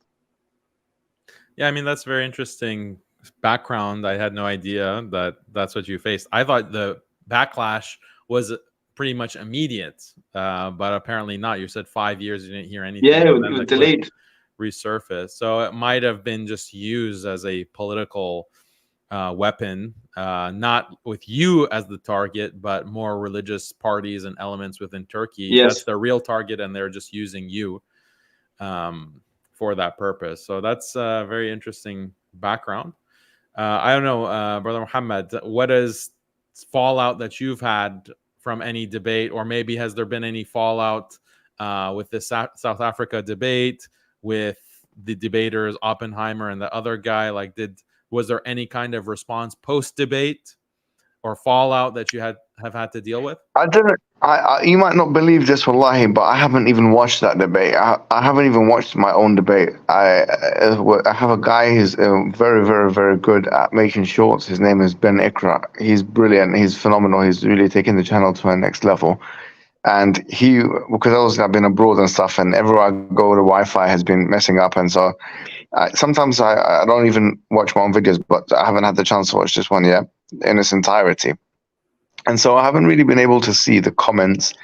Like, even the stuff that you guys are talking about, a lot of it I haven't seen a lot. I did see some of them, But to be honest, I don't care. I mean, because look, I mean, at the end of the day, وَلَوْ تَقَوَّلَ عَلَيْنَا بَعْضَ الْأَقَاوِيلِ, I mean, Allah, they speak about him in a bad manner. And the Quran even mentions that. And so, you know, at the end of the day, we're not going to make everyone happy. And nor do I want everyone to be happy with me. I would think I've become a narcissist, more so than I already am. If everyone was just praising me and there was no level of dispraise and discomfort. So it's good for me. Like, people don't like, you know, some things that I do. And it's good for my soul. It's good for my spirituality. It's good for the ujub, or the self-amazement. If people are criticizing, but to be honest with you now, my threshold for it has gone up. Like, before, for example, when people used to attack me in the early days, I used to get hurt a lot more. But now my threshold for it has gone up. So that now, for example, one has to criticize me with more vigor and more power for me to take notice of it. Like, there's videos that have been done on me and I don't watch them. I have made a principle in my mind that if the video doesn't get like 50,000 views, I won't watch it. And before, I used to have these kind of things where I used to actively look for comments and stuff. Now I don't even do that. If people are saying good things or bad things, I don't care, because I feel like it degenerates one's mental frame of mind. So wallahi, I haven't really engaged with that, and I actually don't care. I genuinely don't care. I feel like, you know, at the end of the day, when I do a debate, I think to myself, what is going to make this most successful, such that no one can say I lost, and most memorable, such that people will speak about it 10 years from now. And whatever I produce is that. So, for example, in 2018, I'd done the debate with David Wood. It's on 4 million views, and just in English language. If you put it all in different languages and stuff, and different clips of it, it's well over 10 million. Same thing with Hamza. I don't know when he's done his debate, but it was like 7-8 years ago. People are still talking about it. Yeah, Daniel Haqiqatjou's debates with various opponents, you know.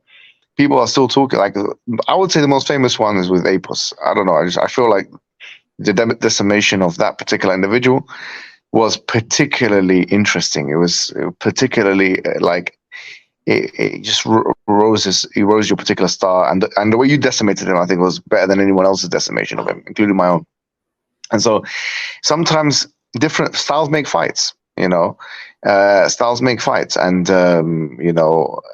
That these are the two things I think about. What's going to make it sure that I win, and what's going to make it sure that it's memorable. And all three of us have been able to crack that code, and not everyone's going to be able to crack that code. So that's what we need to. That's the code that we need to keep cracking.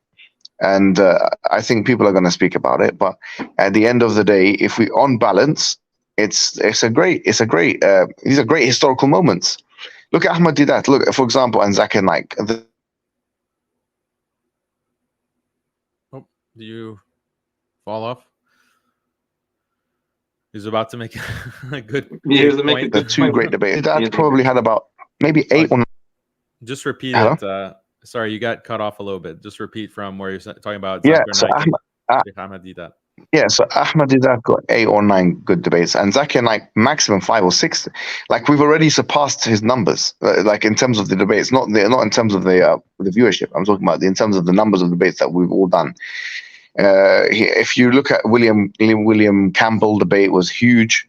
It was a turning point. It was a knockout. It was a historical moment. People still refer to it, even though we don't agree with the narrative fully. But nevertheless, it was a historical debate. His debate with Sri Ravi Shankar Ji, you know, the Hindu, which I think it was the most attended debate between Muslim and non-Muslim probably in the last 50 years. Nevertheless, if you add all his debates together, it's 5 or 6 big ones. Ahmad Didat, 5 or 6 big ones. And one thing is the case with all these big debaters is that style. They're all harsh. I mean, Zakir Naik less so, I would say, but definitely Ahmad Didat. I mean, there's no doubt about that. He was cutthroat. He was cutthroat in debates. People don't remember the one who's not gonna make an audacious point, who's going to play with the shades of grey. Or look, Islam itself is as a religion which came to cut truth from falsehood. It's so decisive in its speech. It's so blunt. It's so clear. Like, what these guys want us to bring to the table are these discussions. Academic, they want to pretend to be professors in universities and put one leg over another, sip tea, and make themselves feel intellectual about, certain issues. That's not what we're about. I'm not really interested in being institutionalized and having books in the background and pretending I'm some great professor and being a co-equal with some white liberal professor. I'm not interested. That's not what I'm going for. That's the brand they're going for. That's not what I'm going for. I'm going for a brand which is, I'm going to die soon. Okay, I might as well bring the truth out in the most audacious way possible, because this is the only way to get attention and social media. Let's be straightforward. Let's go for the jugular. Let's do it quickly. Let's speak the truth. Yes, we have to, be cautious sometimes. And yes, if it's certain figures if they're bringing good energy, we can't disrespect them. We can't. If someone's bringing good energy to the table and you disrespect them, that's a loss for us. We don't want to do that either. But at the same time, we've got limited, years to live. Let's get the job done.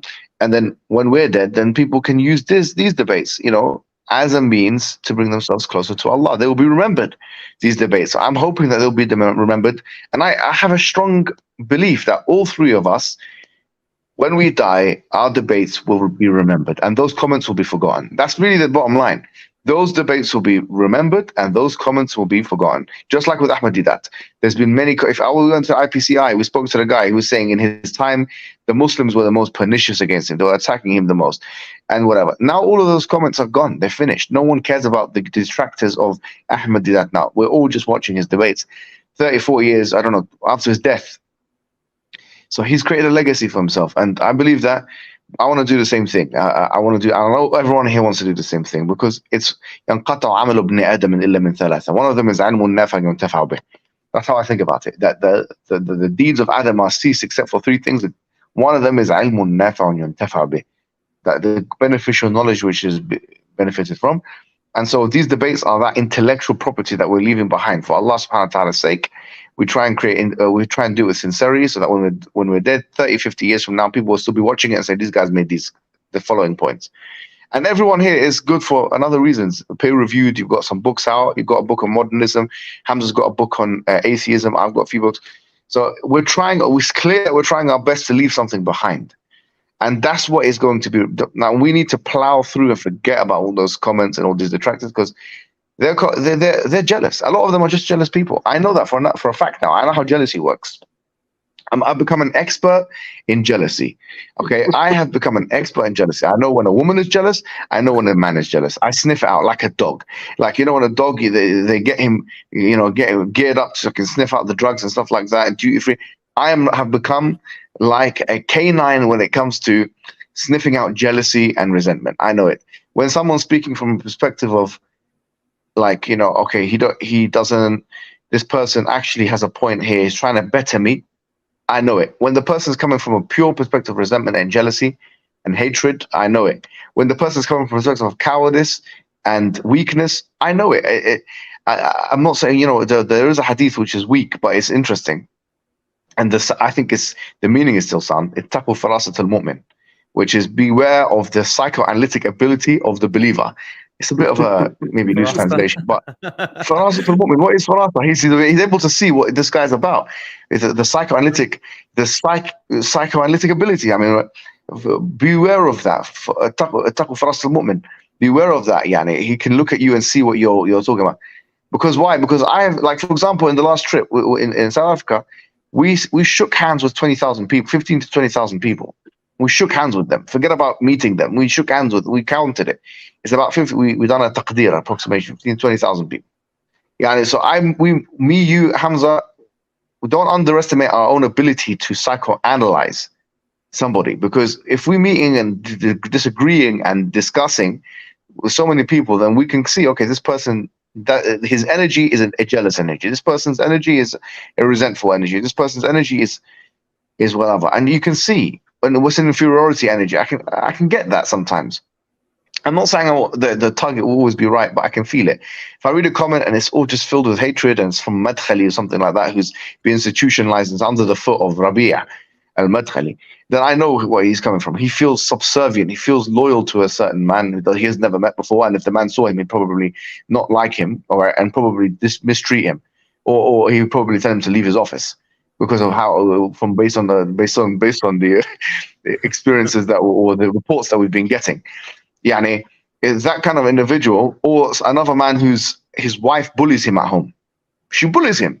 She says bad things to him. She's this and that, and then she always injects him with feminism and stuff. And then he's coming back, so he can be the white knight, so he can try to attack Muhammad Hijab because Muhammad Hijab doesn't fear his wife, or because he doesn't fear the women in the community. He can say a couple of things, or Haqiqatjou because he doesn't care, or because Hamza Tzortzis because he doesn't care either. Yeah, and what's going to happen? What's the worst that can happen? So they're afraid of that, and they're jealous of that, and they wish they had that. So they will start to attack that, and the claws come out.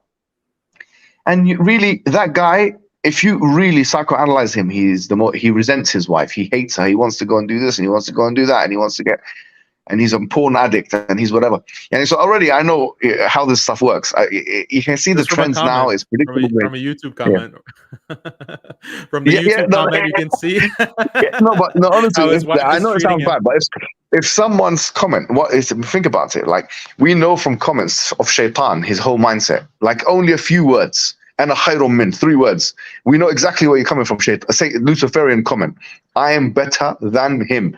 I can that's it. I know what you're about because of ana khayrun min. Yani, I'm not saying that people come with I'm better than you. Don't say I'm better than you. No one's going to say I'm better than you, Daniel. He's not going to come with that because he knows that it's going to reveal his card. He's going to be a bit more cautious than that. But if he says something close to this, like Daniel Haqiqatjou is only bringing negativity to the Muslim world. You know what I mean? He doesn't want to recognize any aspect good of the other person. This comment, if it's filled with hate to that extent, my psychoanalysis of that comment is that it's effectively ana khayrun min. I'm better than this guy. You know, I'm better than this guy. It's sorry to say, that's what you want. If you want to say that, and why would you say that? You would say that because of resentment, as Allah showed us with Lucifer. He's either completely resentful or completely jealous, or both, or combination. He doesn't like it. He doesn't like the fact that, you know what, he can't. He la yatajarra. He cannot bring himself to speak so boldly himself. He cannot do it. Well, basically, your presence. When he looks at Hamza Tzortzis and sees a body and this and that and big man and strong man and whatever, he can fight the people and he can physically and conversation, whatever. He'll say like, I cannot do that. He knows himself. He looks himself in the mirror. He's been bullied in school. He's been bullied after school. He's been bullied by his wife. All his life he's been bullied. All his life has been bullied. So this guy, all his life has been bullied. Yeah. When he comes and sees a guy who's opposite to that. Sorry. Listen. So what's he going to think? It reminds him of his failure. Good point, and the good point is this: like, it reminds him of failure, or about the muscles. Is that the good point? You know what is Go ahead, Brother Hamza. Is he cut up? Oh, now he cut out. Okay. So that's why I think it is. Well, then we know the game now. The game is the comments that people give are more of an indication about their own psychoanalytic states than it is anything about you.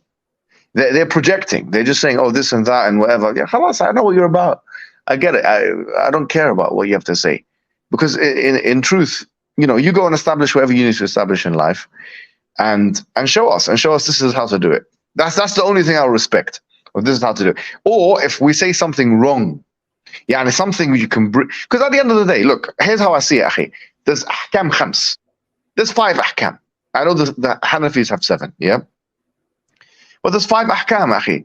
Like there's, like it's halal and haram and mubah, and makruh and mustahab, what do you call it? Wajib.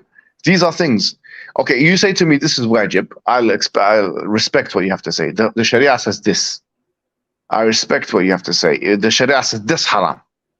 I respect what you have to say. But when it comes to al-mubahat, when it comes to things which are halal, now these are halal. I can express myself in whatever I want, or even if there's khilaf in the mas'ala. La inkar fi masail al-khilaf. There's no blame in issues of khilaf. If either it's halal or there's khilaf, just leave me alone. I don't care about you. For the most part, leave us alone, because we know what we're doing. Yes, you might know it's a dhawqi mas'ala. It's a dhawqi mas'ala. It's a mas'ala of dhawq. So you like that. It's like vanilla and chocolate and strawberry. There's going to be, if you're a feminine speaker and you're a man, there's going to be women that like to listen to what you have to say, for example. Maybe that's what's good for you. My phone It's good. overheated. Maybe it was from the comments of hijab. he was Absolutely. he was But on I'm saying, like, fire. do you know what I mean? No, but do you know But what I mean? Like, what I'm saying, what I'm trying to bring to the table here is that maybe it's the issue of, like, you know, you don't like it. Fine. If you don't like the way this guy is talking, one question: is it halal or is it haram? Sorry, is what he said haram? Is it khata? Is it ghalat? Is it wrong? Can you prove that it's what he said is khata? Because look, all this discussion has been about tone or whatever. There's not been one comment made about this guy said something wrong in the debate.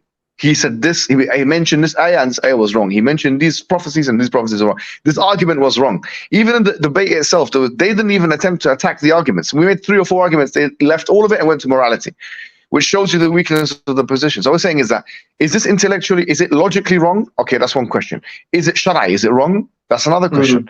So if you can't bring that to, if that's not where we're discussing, it's about how it looks, the aesthetics of it. I don't like this big man talking and shouting. Khalas, I know you don't like a big man talking and shouting.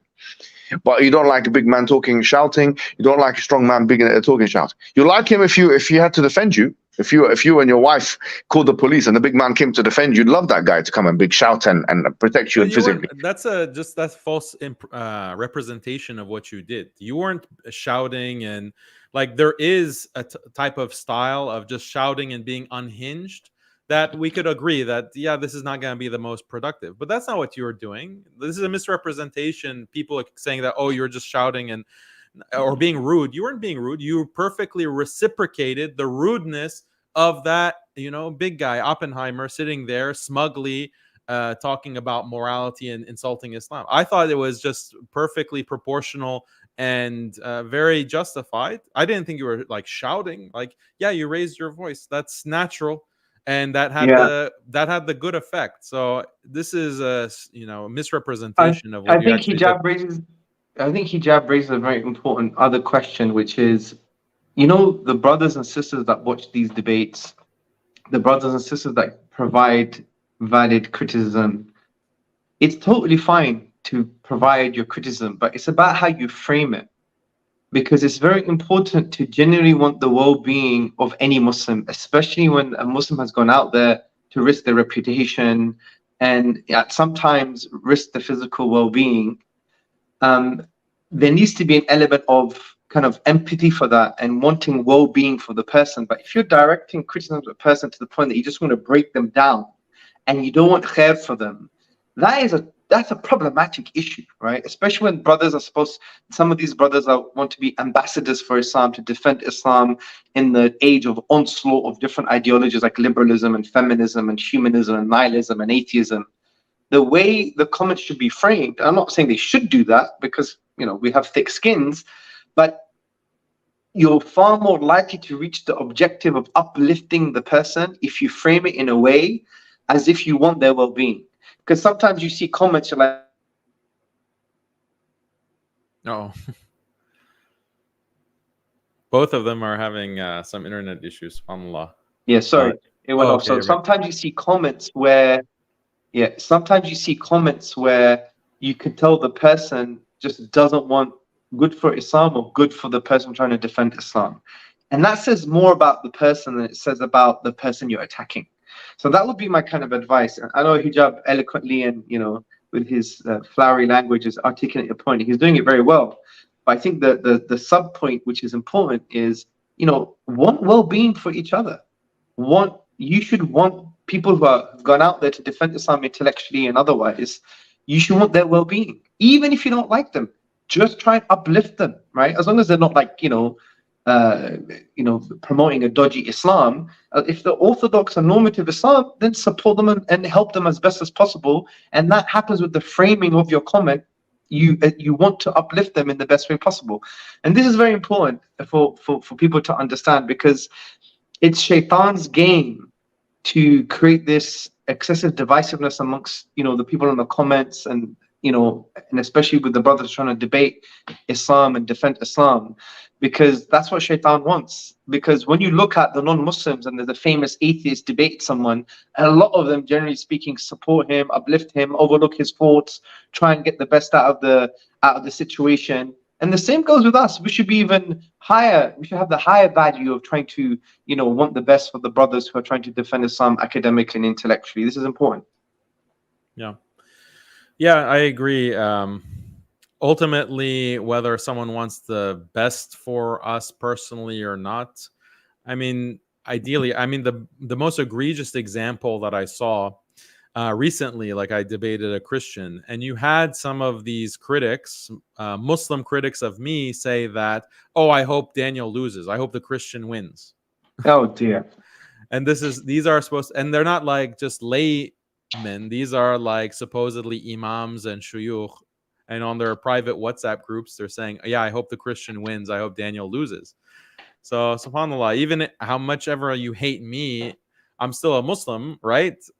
I'm still a Muslim, and you're preferring a non-Muslim to win in a debate. SubhanAllah, like that's... Well, look at the story between Muawiyah radiallahu an and Ali radiallahu an, when I think the king of the Romans, he basically wanted to get involved and trying to create more friction and divisiveness. And Muawiyah radiallahu an said, when I fix the issues with Ali, we're both going to come and get you, right? Yeah. And that's exactly should be the attitude. Even if someone doesn't like your approach, doesn't like your modus operandi, doesn't like the way whatever you do, when it comes to you defending Islam with kuffar, everyone has to be behind you 100%. This is the key principle.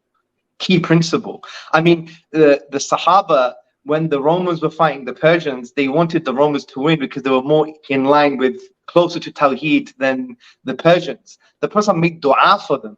Now, by greater reason, these people are mushriks, right? Mm-hmm. By greater reason, how much do you feel for a brother, even if you don't like him, when he's defending and debating Islam? I'm sorry. Mm-hmm. That attitude is most likely an attitude of a munafiq. It's like nifaq. Oh, let me just get my charger on because this one's not working properly. 1 second. Okay, while you're doing that, we did receive some super chats. So if you want to contribute a super chat, go to muslimskeptic.com. The link is pinned at the top of the chat. And you can submit a super chat and we'll read it, inshallah. So this is a super chat from Brother Ibrahim. He says, I agree with Brother Hamza. We have to show that no matter what they say, their nuances will not change our view because they are wrong by default. Jazakallah khair for your super chat. Brother Furqan says, this is a very useful discussion with Brother Hijab and Hamza. We need more of these discussions. Sister Halima says, Assalamu alaikum. Congratulations on yet another amazing stream. May Allah reward, bless, and keep you all safe and your families. Help us awaken Muslims asleep at the moment. Ameen. Jazakallah khair. Sister, for your super chat. Brother Ramzan says, I love you, brothers, for the sake of Allah. Thank you for your work you guys put in through your activism and debates to defend the ummah and to put the liberal world order in check. May Allah bless you all. Jazakallah khair.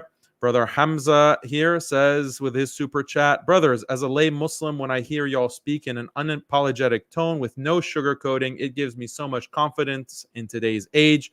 When y'all question the atheists, it shows Islamic supremacy. That's what the youth need to feel proud about their religion. Keep going and let the haters cry.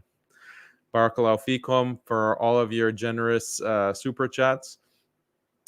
So I'm trying to see if Brother Mohammed can join. Maybe his phone died or there's some other issue with the connection. And then Brother Hamza also seems to be frozen. But yeah, so very entertaining stream. I'm enjoying it. I hope you guys are enjoying it as well. Let's see. Any other comments while we get these brothers back on?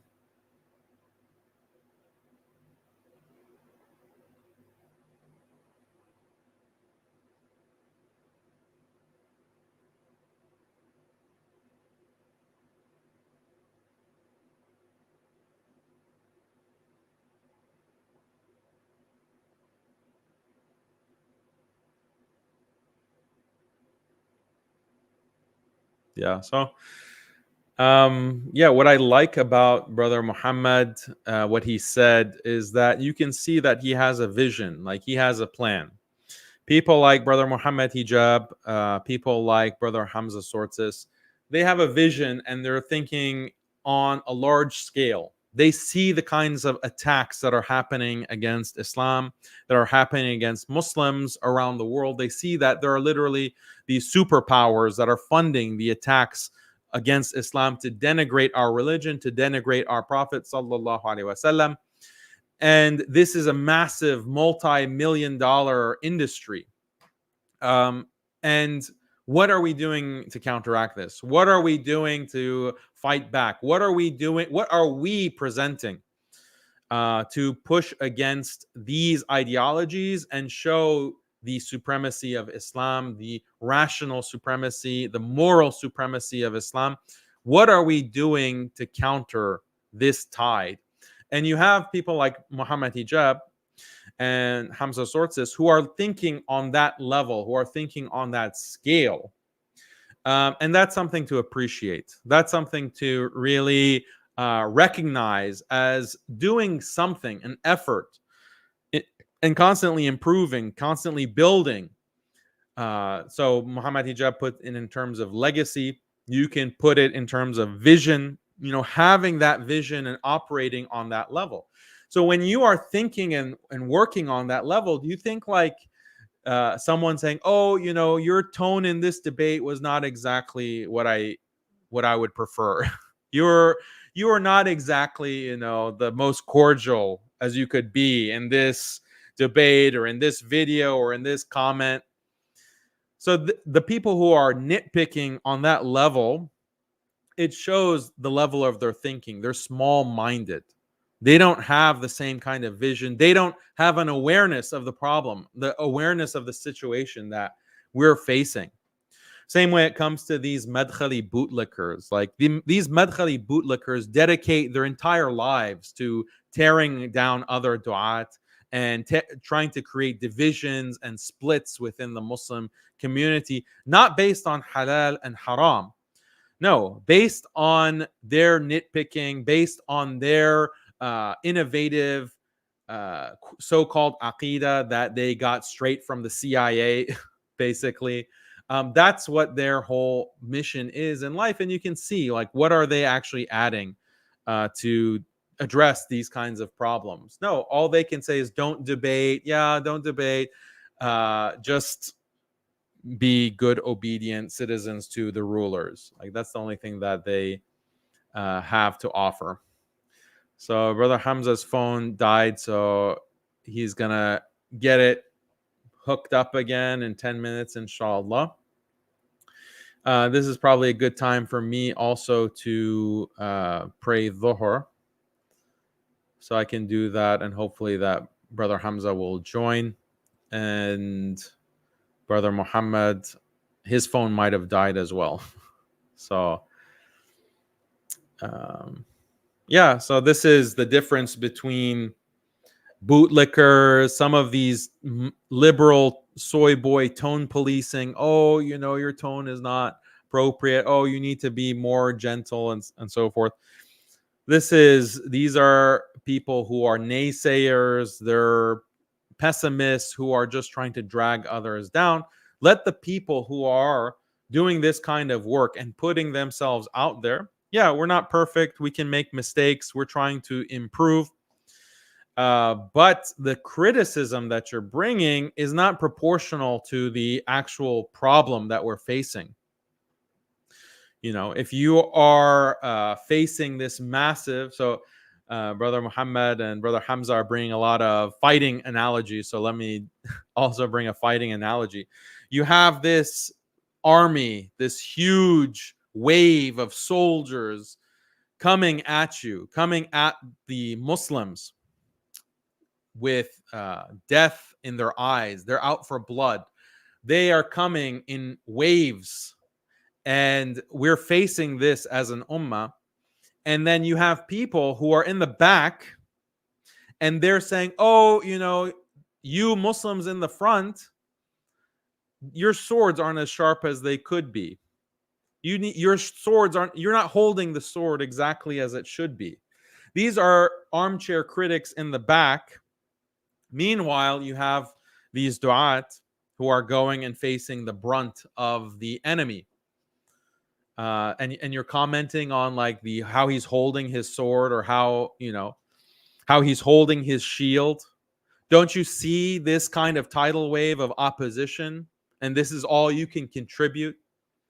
So this actually does speak to the sincerity. Obviously, we don't know the ghaib. We don't know if these critics are sincere. Brother Muhammad says, the believer has firasa or basira and can tell certain things that aren't necessarily apparent. But you can. There are hints at sincerity. There are hints at sincerity, and the Prophet sallallahu alaihi wasallam even gave us certain signs of nifaq. Why would the Prophet ﷺ in a hadith tell us these are the signs of hypocrisy, of nifaq? Why would he give us the signs? Obviously, we can't see in a person's heart to know if they're actually a hypocrite. But there are certain attributes of hypocrisy that the Prophet ﷺ mentioned. Like, for example, someone is in a disputation or an argument, and they resort to name calling. They resort to, as opposed to addressing the actual issue. So this is the reality when we look at these armchair critics criticizing the du'at who are on the front line. So again, we're not perfect. We're trying our best, but proportionality. And I think this is what Brother Hamza was referring to. We need to have proportionality in the nasiha, the feedback. And then ultimately, put your money where your mouth is. If what we're doing is so wrong, you do it better. We're all here to watch and observe and see if you can actually do this better, do this kind of work better, inshallah. So we're still waiting for Brother Hamza and Brother Muhammad. I'm going to step away for a few minutes to pray Salat al-Dhuhr. In the meantime, you can send super chats and we'll read them. Stay tuned. We're going to continue in a few minutes, inshallah. So yeah, don't go away.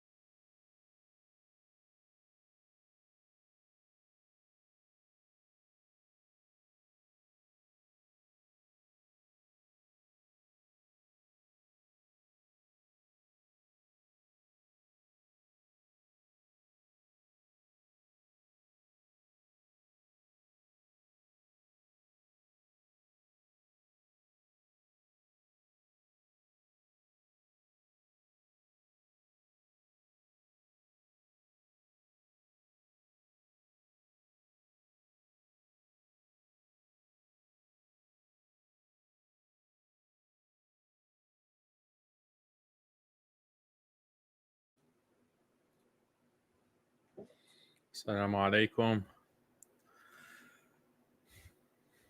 Okay, so we're still waiting for Brother Hamza to join, and hopefully Brother Mohammed. Just had difficulty with their phones running out of battery, I think. So how's everyone doing? Just feel free to put in your comments. I'm looking at the chat. And when they get back, inshallah, we'll read your comments to them as well. Let's see. There's also another super chat from Dean. He says, Assalamu alaikum, could you give some advice on how to perform well in a rigorous academic course? Also still waiting for the moon landing red pill. Yeah, so how to do well in a rigorous academic course. It depends on what the subject is, but in general, I would say to make sure to attend all the lectures, attend all of the workshop sessions if your course has workshops associated with it. Try to work with other students who are in the course. That way you can pool your resources. That's a really crucial tip, is to have a friend or even a group of friends who are going to, as classmates, work together in doing the homework or the problem sets, taking notes, working on assignments. You can give each other good feedback. That is something that is very key to doing well in some of these rigorous academic courses. And also stay on track with the reading assignments. A lot of people just don't do the reading, and then they wonder why they aren't doing well in the academic course. So those are some important tips. And when you're a student in college or you're in any grade level, you should look at schooling as a full-time job. So try to work 8 hours a day on your assignments, on your classes, on your studying. 8 hours a day, 40 hours a week minimum. That should be your goal. And if you stick to that, then you will be able to get through any course, no matter how difficult it is, inshallah. Let's see.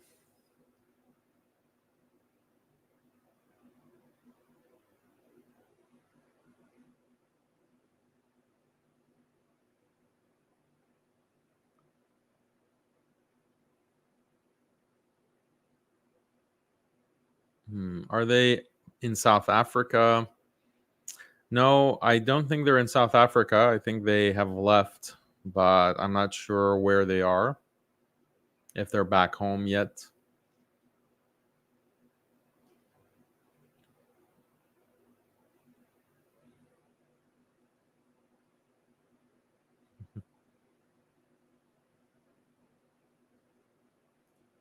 Jazakallah khair, appreciate it.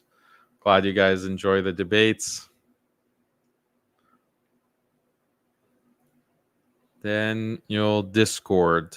So like a Discord server. Yeah, I don't know how to manage a Discord server.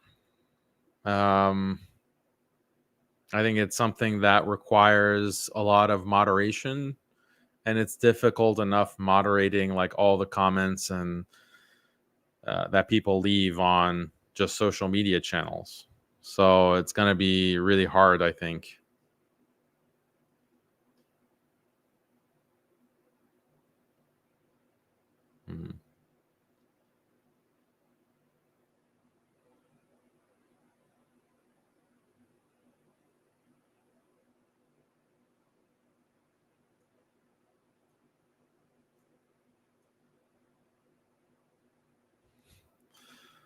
Discord will have your channel banned in about 10 seconds, especially without very strict moderation. Yeah, that's the problem. And you have like these different groups that send agents basically within any space to spread things that they know violates the policy, the community guidelines.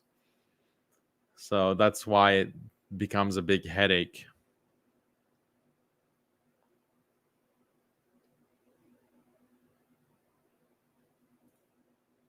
Daniel, do you think everybody can do homeschooling? Any advice? I think a lot of people, most parents can do homeschooling. And the benefits of homeschooling are so much greater than the cost or the difficulty of doing it. The problem that people have is they think that homeschooling means just reproducing a school system in your own home. And obviously, that's impossible. How can one parent or two parents replace an entire school system? But that's a misconception. Homeschooling isn't about replacing or reproducing an entire school system in your own home. It's much less difficult than that, and involves a lot less than what that would entail. So it's something that most parents can do, and you should watch some of the videos on this channel on homeschooling. My wife Khaled gives a lot of good tips and advice on homeschooling on this channel. You can check it out. We also have homeschooling, a course dedicated on how to become a homeschooling parent, and that course is available at Alesna Institute. Go to alesna.org and we have that course. And we also have curricula that you can also purchase if you need a Quranic Islamic homeschool curriculum. We offer that as well. So check that out.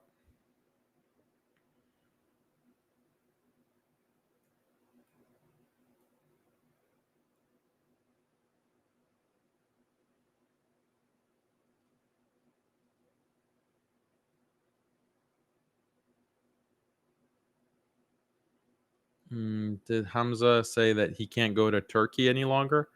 No, he can. He said that he can go.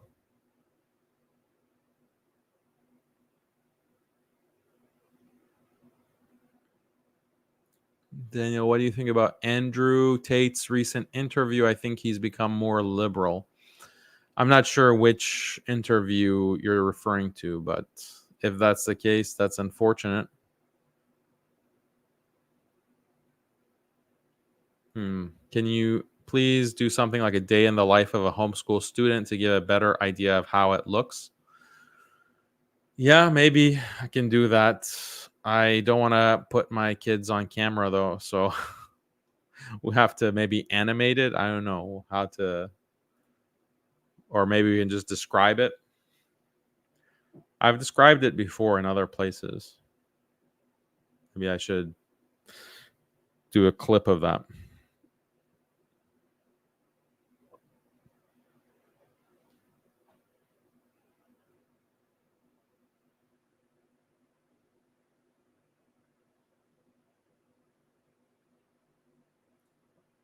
How do you recommend someone start studying Islam? Can you recommend any books or courses for beginners? If you go to the channel here, Muslim Skeptic, there's a knowledge series, and I do interviews of different imams and shuyukh, and I always ask them, what do you recommend to a beginner student to study Islam? And they give all kinds of great advice. So I would recommend going and checking that out.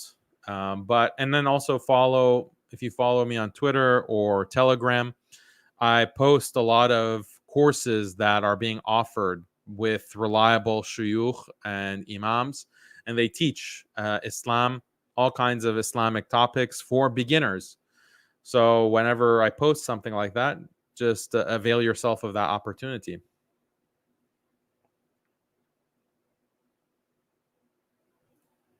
What's my view on Daily Wire? They steal a lot of Muslim talking points, but no credit to Muslims, though, and act like they have a solid moral foundation. It's confusing. Yeah, these are conservatives. Daily Wire is just controlled opposition, basically, and they refuse to debate.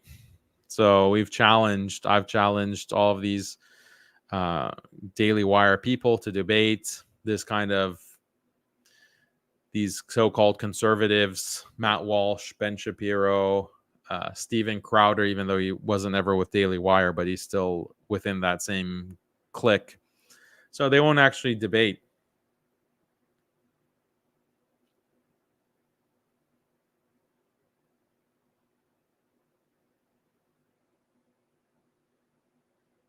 Mhm.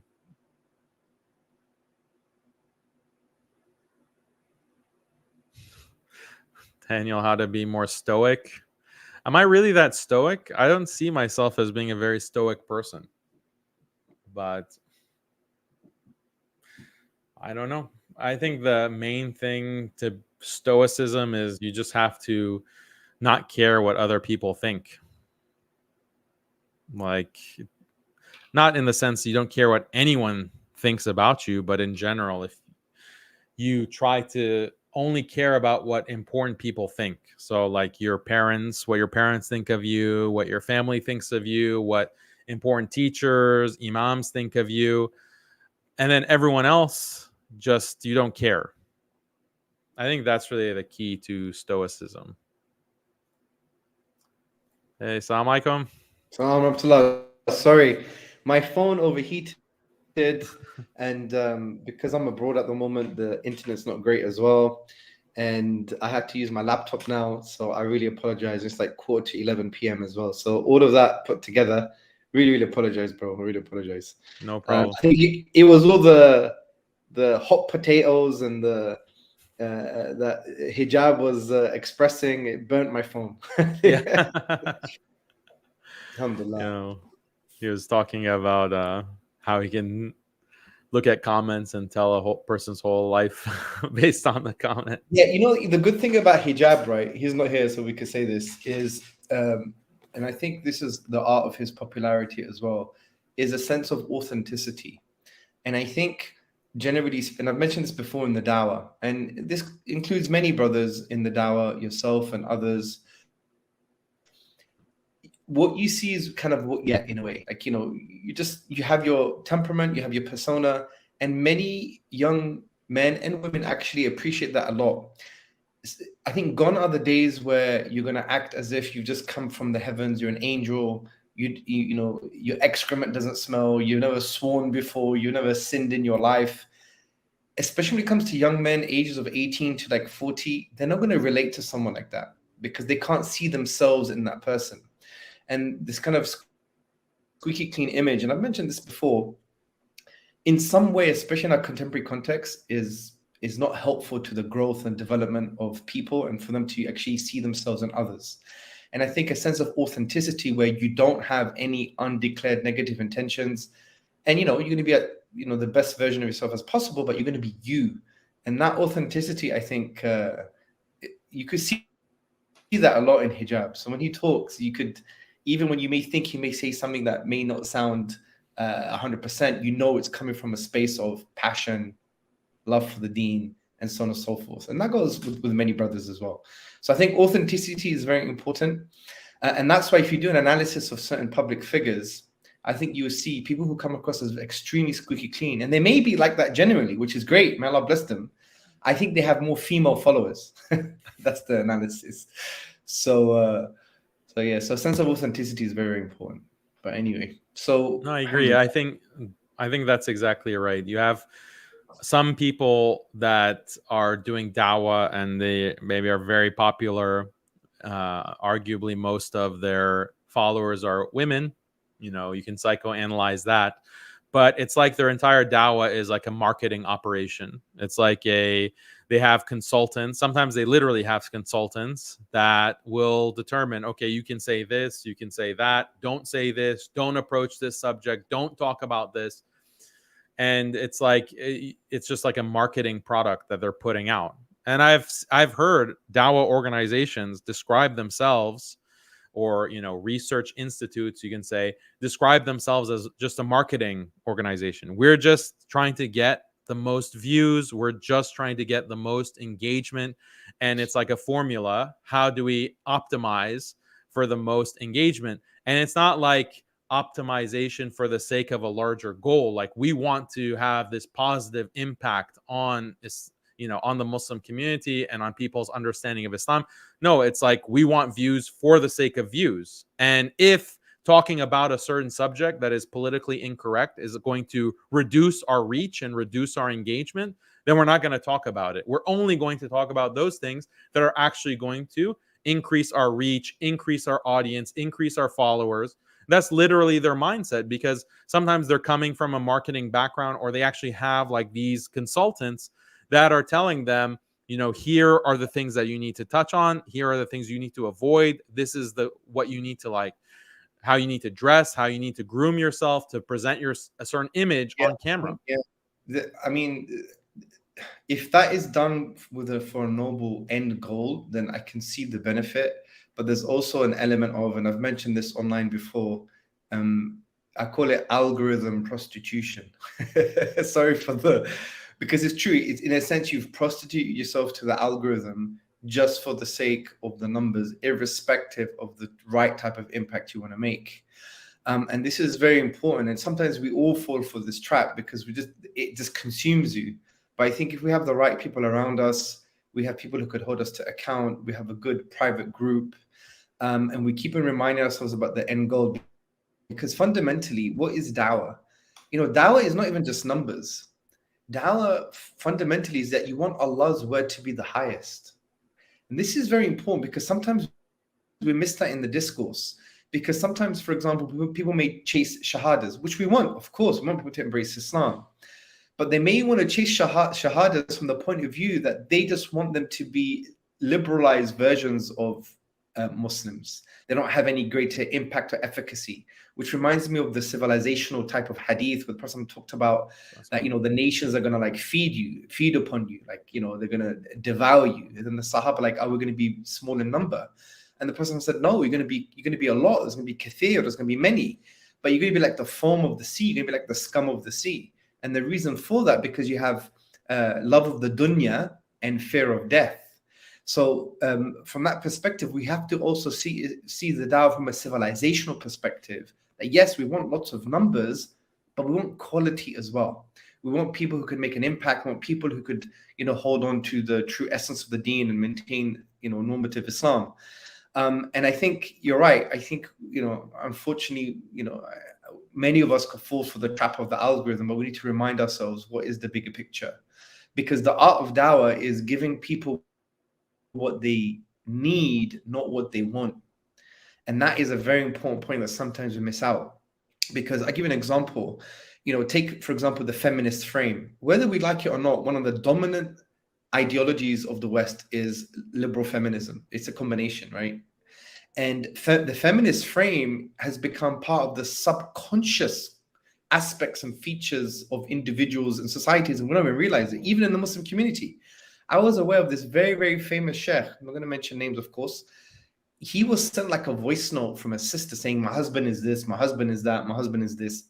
And he basically gives her the open door to, like, I think almost leave him or something. He didn't question her. He didn't ask for the other side of the story. I was like, these people are destroying families. And he may be, inverted commas, genuine and sincere, but he hasn't realized he's been infected with the dominant feminist frame, which is women are always right. They're the ones who are subjugated. Any type of male or male hierarchy is a form of oppression, which is complete nonsense, even when you look at the data. But they've been consumed by that, you see. That person gave that sister what she wanted to hear, not what she needed. What she needed was actually, okay, let me speak to your husband. Let me ask you a few more questions.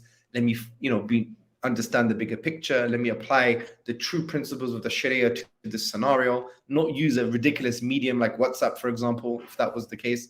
So that is an example of, you know, giving people what they want and not what they need. And usually you give people what they want because there is a dominant ideological frame. In this context, it was feminism. And so we have to be careful. And that's why I always advise brothers, and to myself as well, if you're a brand, if you're an organization, if you're involved in the Dawah and you're very popular as well, you have to have a private shura. You have to have people above you who could at least privately hold you to account and give you some advice. If you don't, you shouldn't trust yourself, and you shouldn't be trusted in general. And I think that's why it's very important to have a team. For example, you've got the Muslim Skeptic team, we have Sapiens Institute, we have also Mashayikh, and so on and so forth. And even with that, we should be cautious. So a lot of the brothers who are getting involved in the Dawah now, they're becoming YouTubers or whatever the case may be. A key piece of advice is, of course, have ikhlas, learn your deen, know the foundations, but also you need to have a shura group that is like almost above you, that could hold you to account, and they could make you realize that if it was good for the dawah and if it was pleasing to Allah, that you stop your work or you stop your channel or you stop your institute, then you should do it.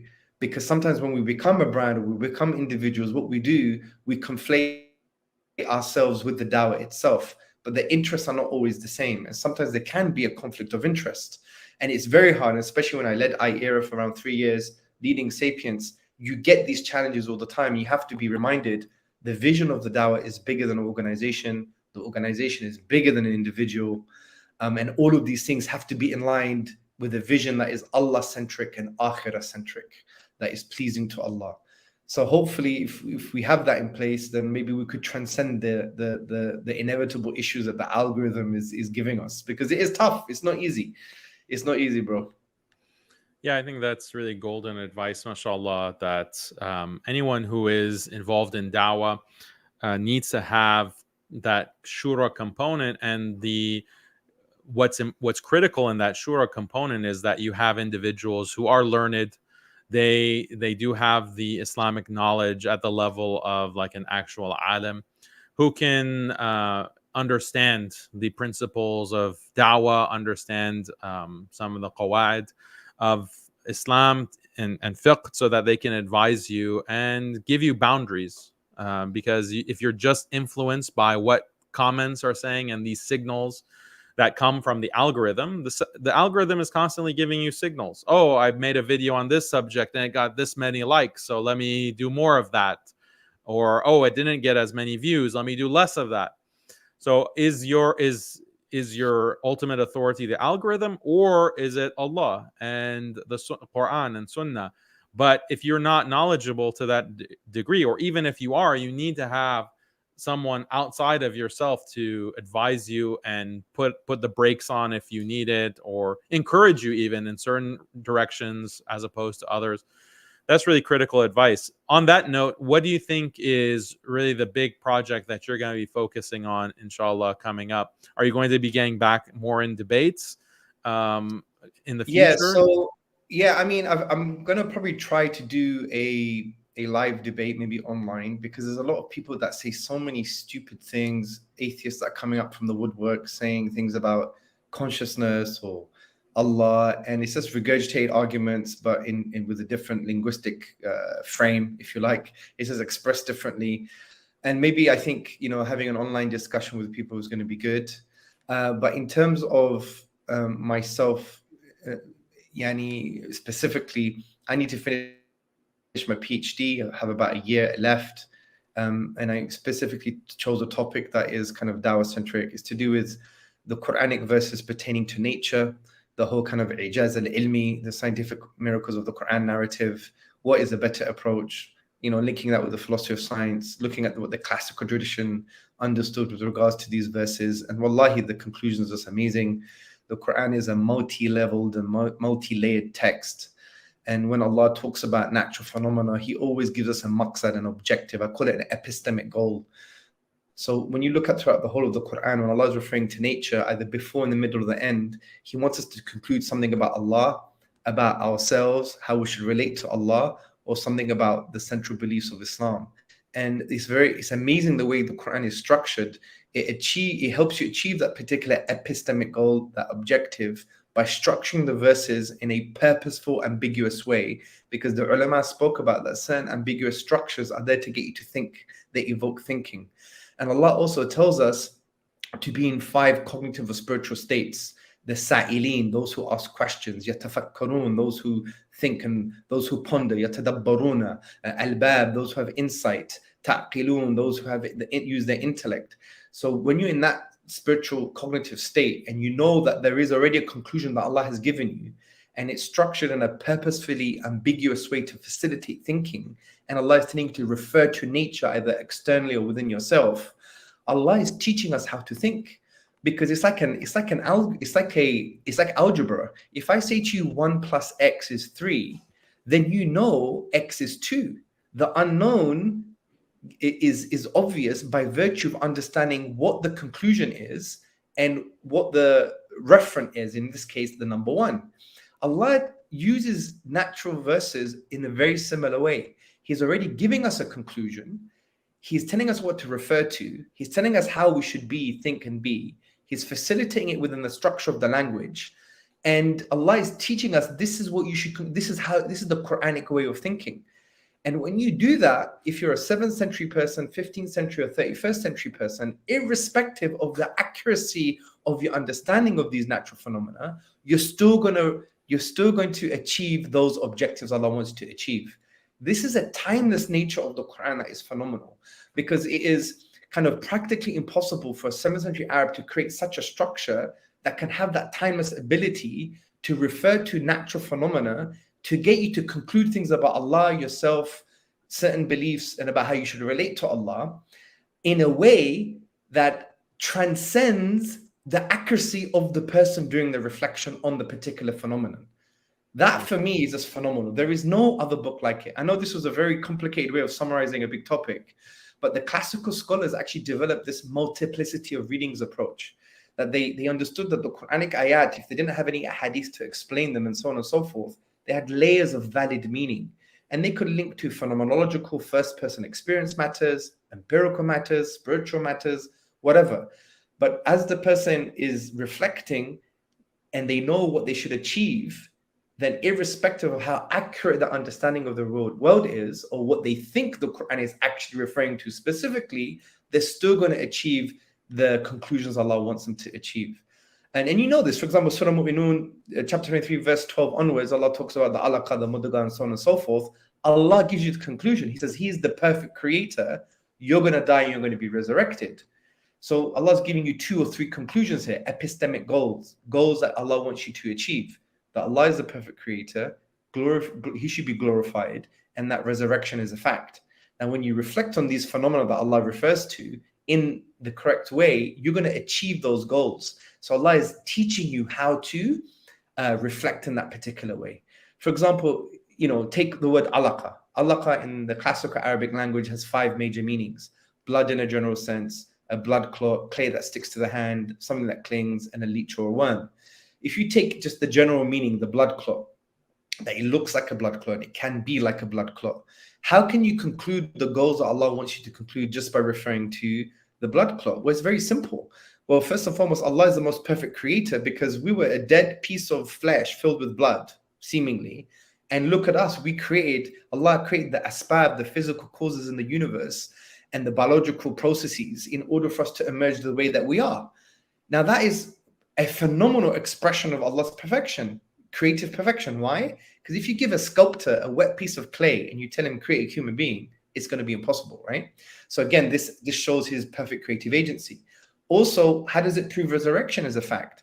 Well, if we came from a piece of flesh filled with blood that was non-conscious, non-rational, had no complex physicality, and complex physicality and rationality and consciousness emerged from this dead, seemingly piece of flesh filled with blood, then what about us coming from the dead?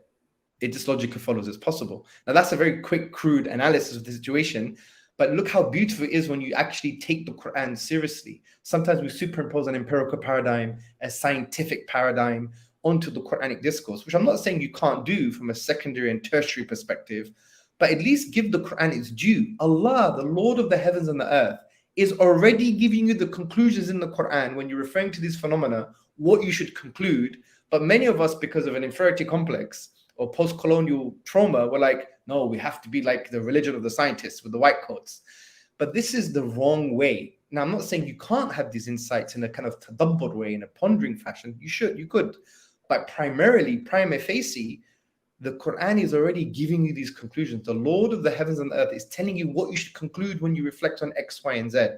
Why have we not taken the time to do that, to develop a Quranic way of thinking? And hopefully that's going to come out as a book and maybe, solve some of the issues that I heard you did a live stream on that as well. I think we're kind of aligned on the kind of approach concerning the scientific miracles. And it's a very interesting topic. But that's one major aspect of the PhD. Then after, obviously, I'm managing Sapience. We have a learning platform, learn.sapiencinstitute.org.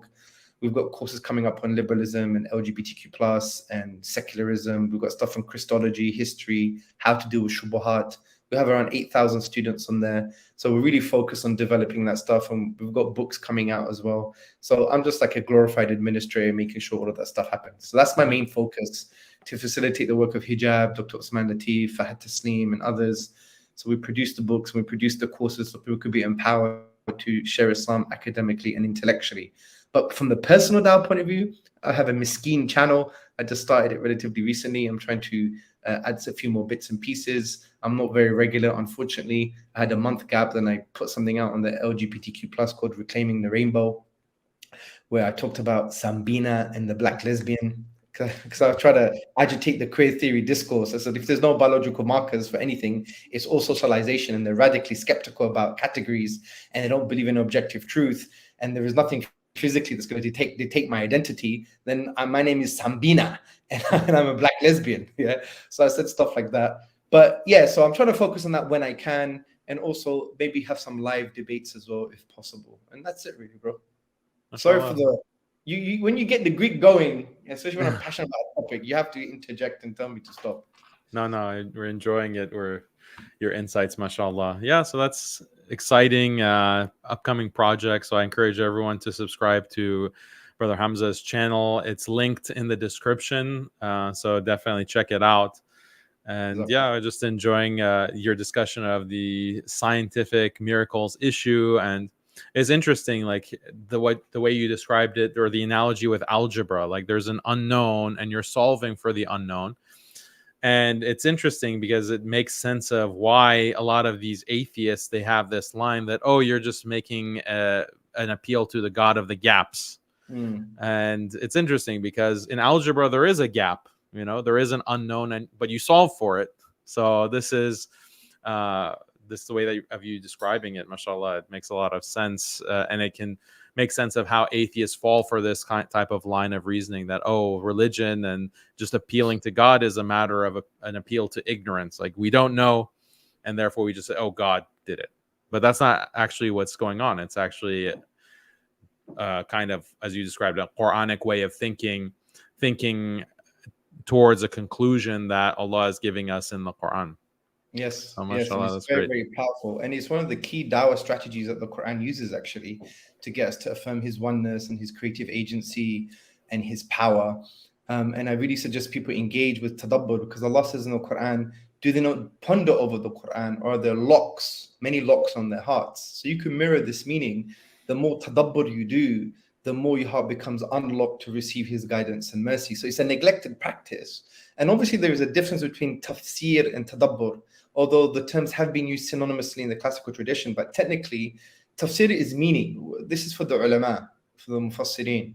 But tadabbur is understanding the implications of the meaning, or understanding the meaning in our context, or what Allah wants from us in our context. And that is a neglected practice, unfortunately. But when people start to do that, especially with the verses on nature, I'm telling you, like, when I engaged in one of my chapters in my book, Why Allah is Worthy of Worship, and focused on the names and attributes of Allah, that really solved a lot of things for me. It just brought everything together. And sometimes when people have shubahat, they have doubts, even if they're liberal or secular, a lot of it is they don't even know who Allah is. They're not giving Allah his due. They don't understand his maximal perfection. They don't know his names and attributes. They haven't understood Allah's power, glory, might, his unicity. And when I really believe, if someone is sincere and they study Allah's names and attributes and tries to actualize them from a human perspective, as per the hadith of Prophet, and they understand Allah's glory and understand Allah's power and his rahmah and his ability and so on and so forth, his divine unicity, a lot of things will fall into place. And I think the big crisis of many people not adopting the Sharia or understanding Islam or wanting to adopt normative Islam is because they haven't really taken Allah seriously. And that is done through just reflecting upon Allah's names and attributes. Not in like a kumbaya kind of way. Oh, I'm going to feel nice by reflecting on Allah's names and attributes, but seriously thinking about, what does it mean that Allah is, the judge? What does it mean that Allah is the perpetually creating? What does it mean that Allah is all powerful? What does it mean that Allah is the one who legislates, right? The one who gives us rulings, the one who guides. What does that actually mean? And to focus on that, and to focus on it from the point of view that you affirm Allah's oneness and maximal perfection and His transcendence. If you do that and you're sincere and you stand in the possibility that your previous life and attitude is wrong, I really believe it could have transformative impact. Yeah, because I've seen it in my own existence as well, and I've seen it in many other people's lives as well. Inshallah. MashaAllah. We have a super chat here. It's directed to Brother Hamza. Brother Hamza, your Be Just release, Muazzam Beg protest speech was one of the most powerful and passionate, and one of my favorite. MashaAllah. Please show more of that passion. May Allah preserve you. I mean, Muazzam Beg, my parents love Muazzam Beg, by the way. Yeah. And my parents are not Muslim. Make dua for them. And they felt really honored. I think he parked outside their house because we had this little small organization locally, and he gave a talk in one of the Turkish mosques in London. And I read his book, and his book, Enemy Combatant, when it actually made me laugh and cry, because some parts were actually really funny and some parts were really serious. And there was some dawah in that book as well, alhamdulillah. So I knew Muazzam from that perspective. He was a very brave individual. And even with all his kind of, he was unjustly incarcerated in Guantanamo Bay. Guantanamo, sorry. He was, he still smiles, still very positive. And I was really, I'm going to be honest, to be courageous, you have to know that you have some fear. Because even Mike Tyson, when he went into the ring, he was scared. And I know I fought before. And fighting is the closest thing you get to suicide, honestly. Like it's just walking into the ring is one of the toughest things. But you have to train yourself to transcend that fear by looking at a bigger goal. And I was actually kind of petrified giving that talk because, am I there to please people? Is it for me to show off? So I was making dua. Yeah. I thought, and then when I went on, it just happened. Yeah. Right aside the government offices and stuff. So, I mean, look, talking is easy. Being fiery is easy sometimes, but these type of brothers have had the hardest work. They've taken their passports have been removed. They've had unjust, they've had the Islamophobic media on their cases. But alhamdulillah, he's come across very positive, and he is an inspiration from that perspective. So yeah, I take the point anyway. We need more passion, definitely. That will be coming out in the right time, in the right way, hopefully. May Allah guide us to what is more pleasing to Him. But people like Muazzam and others, they're inspirational because they've had a lot of pressure, problems from the media, government, otherwise, and they've done nothing wrong. But alhamdulillah, jazakallah khair. Jazakallah khair for the super chat. So there was another question here that was interesting. I don't know if you want to get into this or if you've even been following this, but on Arabic YouTube, you have people who are like doing takfir and tabdi' of like Imam Abu Hanifa and like Imam An-Nawawi and other of these ulama. They're outright making takfir of them. And tabdiya. This is not really my field, but when I do sometimes dabble in these topics, let's just be very honest. If anyone does takfir on Imam Abu Hanifa, may Allah have mercy on him, or says that he's a deviant, with all due respect, that should be the number one sign that you should never listen to that person ever again in your life. ever. There is an ijma' of the ummah with regards to the four scholars, for example, of jurisprudence, Imam Malik, Abu Hanifa, Imam Ahmed, Imam Shafi'i. They are loved and respected. We believe you need an usul, you need a frame of reference, you need legal moral principles in order to understand the Quran and Sunnah. This is understood by the Salaf, the pious predecessors. For you to think you don't need one now and somehow you're much better than the masters of the past, not only is this arrogance, but you're being foolish, and with all due respect, someone should not be given up. You should do tawbah, with all due respect. You should repent to Allah subhanahu wa ta'ala. And I mean, fortunately, not many people have this in the West anymore. This whole kind of, we're against the madahib, or we're against the scholars of the past, and we know better. That attitude has totally changed because people have learned Arabic, they've learned usul, they've learned the importance of jurisprudence, they learned the importance of moral and legal reasoning in Islam. They've learned this, actually studied more, and they basically retracted and said, okay, we were wrong. So alhamdulillah, I think people are moving away. But like 10, 15 years ago, when I was in Australia, for example, I gave a course, I had a note that someone said, what do you mean you could pray behind Hanafis? I was like, what? And this is not my field, and I don't get involved in stuff like this, but I suspended the course for about half an hour just to explain them basic principles of moral and legal reasoning that's based in our classical Orthodox tradition, and that by virtue of that, you can't even make such silly utterances. Yeah. So it's not my thing. I'm not really aware of what's going on, but even for someone to even insinuate that, they should be boycotted. Like literally, they should do tawbah, be boycotted, and they should be taken seriously. These people are actually ignoramuses. It's compounded ignorance. Yeah, unfortunately, they're causing a lot of fitna, like this person Shamsuddin specifically. And there was a big debate between him and Sheikh Hassan Hosseini, and from what I saw, like Sheikh Hassan completely demolished this Shamsuddin, because it's Shamsuddin who's making this kind of takfir or tabdi' of the some of the a'imma.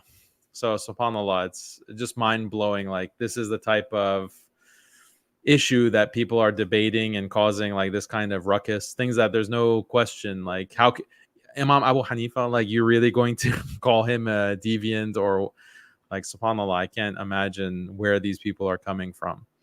But it's your advice is good. Yeah, just think about it from an epistemological perspective. It's called social epistemology. Yeah, say you don't know Arabic. Say, for example, you're just following this guy because he claims to have the Quran and Sunnah. But in reality, what you're doing, you're just following his understanding of the Quran and Sunnah. So now you have a conflict of understandings.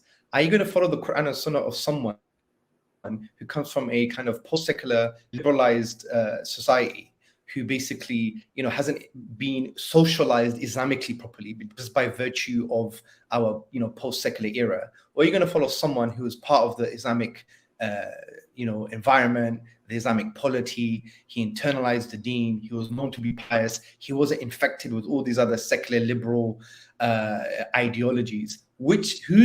Whose Islam would you rather follow? Someone who's been infected by a secular, post-secular, socialized understanding of Islam just by virtue of him being in the wrong era, if you like, or someone who is in the right era?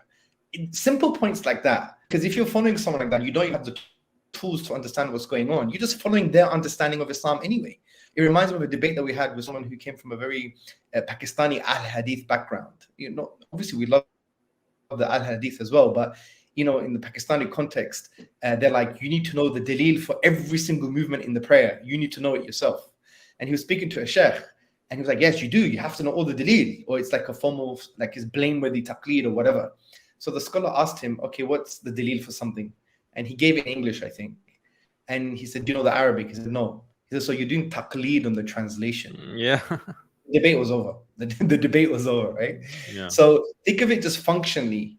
Who would you rather follow? And that's why sometimes some postmodern Muslims, right, when they say, oh, Al-Ghazali of the past, he was infected with a patriarchal society, and patriarchy is a source of injustice, and these hierarchies are sources of oppression, and we have to understand their context. That's the postmodern discourse, isn't it? We have to understand, as Foucault said, the discourses, the power. Power is not like a brick that's pressing on top of you. It's more like a grid, and power is misused by socialization, by the hierarchies in place, and by the language that you use is perpetuated by use of language. So we need to understand, not dismiss Al-Ghazali, but we need to understand that he came from that patriarchy. Yeah?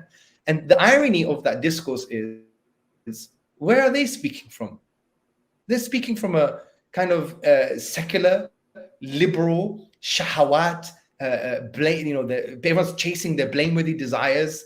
There's a society full of shubuhat, destructive doubts. They're infected with a secular, liberal, individualistic, ideological discourse. The academy has its own epistemological, metaphysical assumptions that are alien to Islam. You've been infected with all of that, and now you think you can unpack Al-Ghazali because you come from a neutral space. Shut your mouth. Like, people who have no self-awareness. And that's why I usually say to these people, like, if you were born 400 years ago, you wouldn't even be saying this stuff. This is not even rational for you. And that's why people sometimes, when they point fingers and they're trying to unpack things from that kind of perspective, understand, where are you? We're living in a secular, liberal, individualistic, pro-shahawat society, and that's going to affect our affinities and even the way we think and we discuss things. Who are you now to point the finger at people who weren't infected by that discourse, and now you're going to frame it as if it's patriarchal, it's form of hierarchy, so on and so forth. Yeah. Even basic principles like that, to get them to realize, I'm not going to discuss with you because you're not even ideologically self-aware. Why should I even discuss this issue with you? And that's why sometimes we should get people to stand in that possibility that, hold on a second, I am the victim of my own criticism. Yeah? And a lot of kind of postmodern liberal types don't realize that. No, that's You very good point.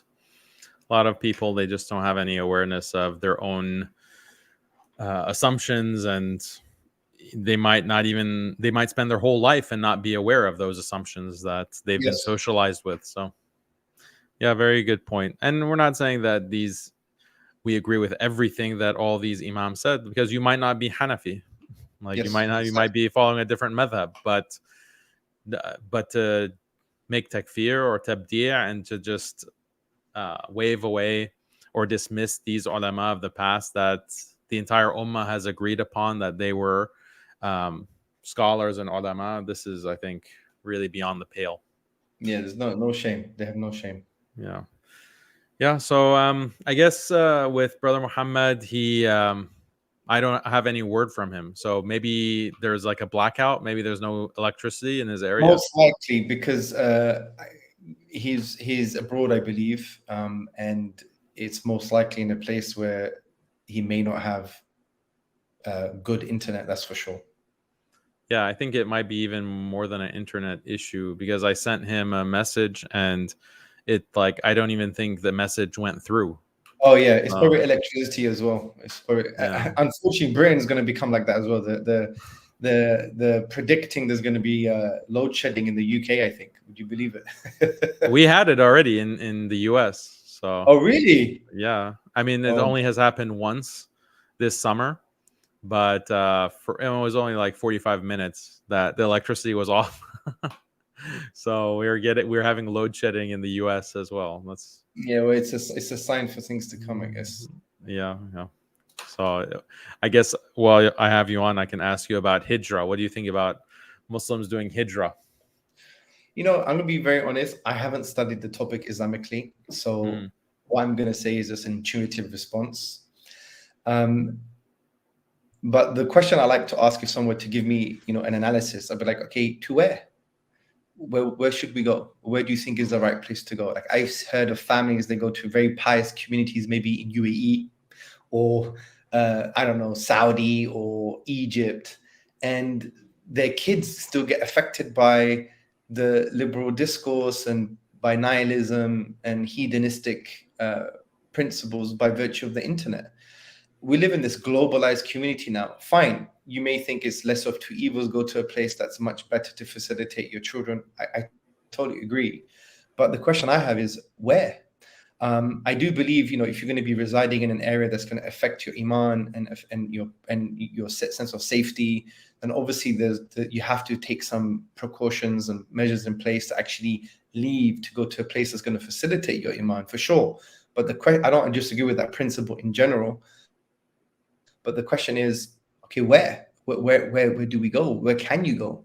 Can you have the means? And there are so many because when you think about principles on law, you have to think about applied law. And the fuqaha would make that distinction. Yeah, we have law, but there's applied law. So you have to also assess a particular context. Some people they will never have the means to leave. It's very difficult because they're stuck into the dual economy, the 9-to-5 job, or they don't have the means, or they have medical necessity, or whatever the case may be. I don't know people's context, but abstractly, as a principle, is it better to be in an environment that's facilitating your protection, your iman? No one's going to disagree with that. No one, right? But the question now is how, when, what, who, where. And I don't really have those answers, and I don't even have the ability to apply the Islamic ethic on this issue because I haven't really looked into the topic. Maybe because it doesn't necessarily apply to me per se. But as a principle, the concept of, if you can't change the situation, move to a situation that is facilitating your iman. That is definitely a very important principle, and that can happen from town to town. For example, you could be in Houston, in Texas, and you know by going to Dallas, your iman would increase by 50% most likely, and there'll be more of an Islamic. Probably the opposite. Yani, I don't know the ins and outs of American geography, so I do apologize. But you know what I mean. From place X to place Y, Yani, yeah? If you go to place Y and knowingly place Y is going to facilitate your upliftment and your iman and your protection, then you should start thinking of going. For sure. I would say that's totally in line with Islamic principle. But I'll pause there because this is not really my area or something that I have to really focus on. What do you think about Hijra? No, I think you gave a great answer, mashallah. It's so case specific. You can't really speak generally and say, oh yeah, of course, Hijra, and as if like it's clear cut, like where Muslims would go. Because as you said, like in certain countries, there's clearly a safety issue if you try to go there. And you might not even be able to get citizenship. You might not be able to, like, unfortunately, we're not living in this kind of world where there's a caliphate and a Darul Islam, and Muslims can just go and be a part of Darul Islam as equal, citizens. Unfortunately, that's not the world that we live in. We're living with these fractured nation states with a lot of red tape and bureaucracy that really prevents a freedom of mobility. So if we want to apply some of these classical fiqh rules, which we should, that's our tradition, we should uphold them. How are we able to apply that to our very fractured world? I don't think it's obvious how to do that. And I think it requires a lot of consideration of your particular circumstance. And what I tell people is that I think there's clear-cut cases, like, okay, Muslims should not live in a country where you can't raise your children as Muslim.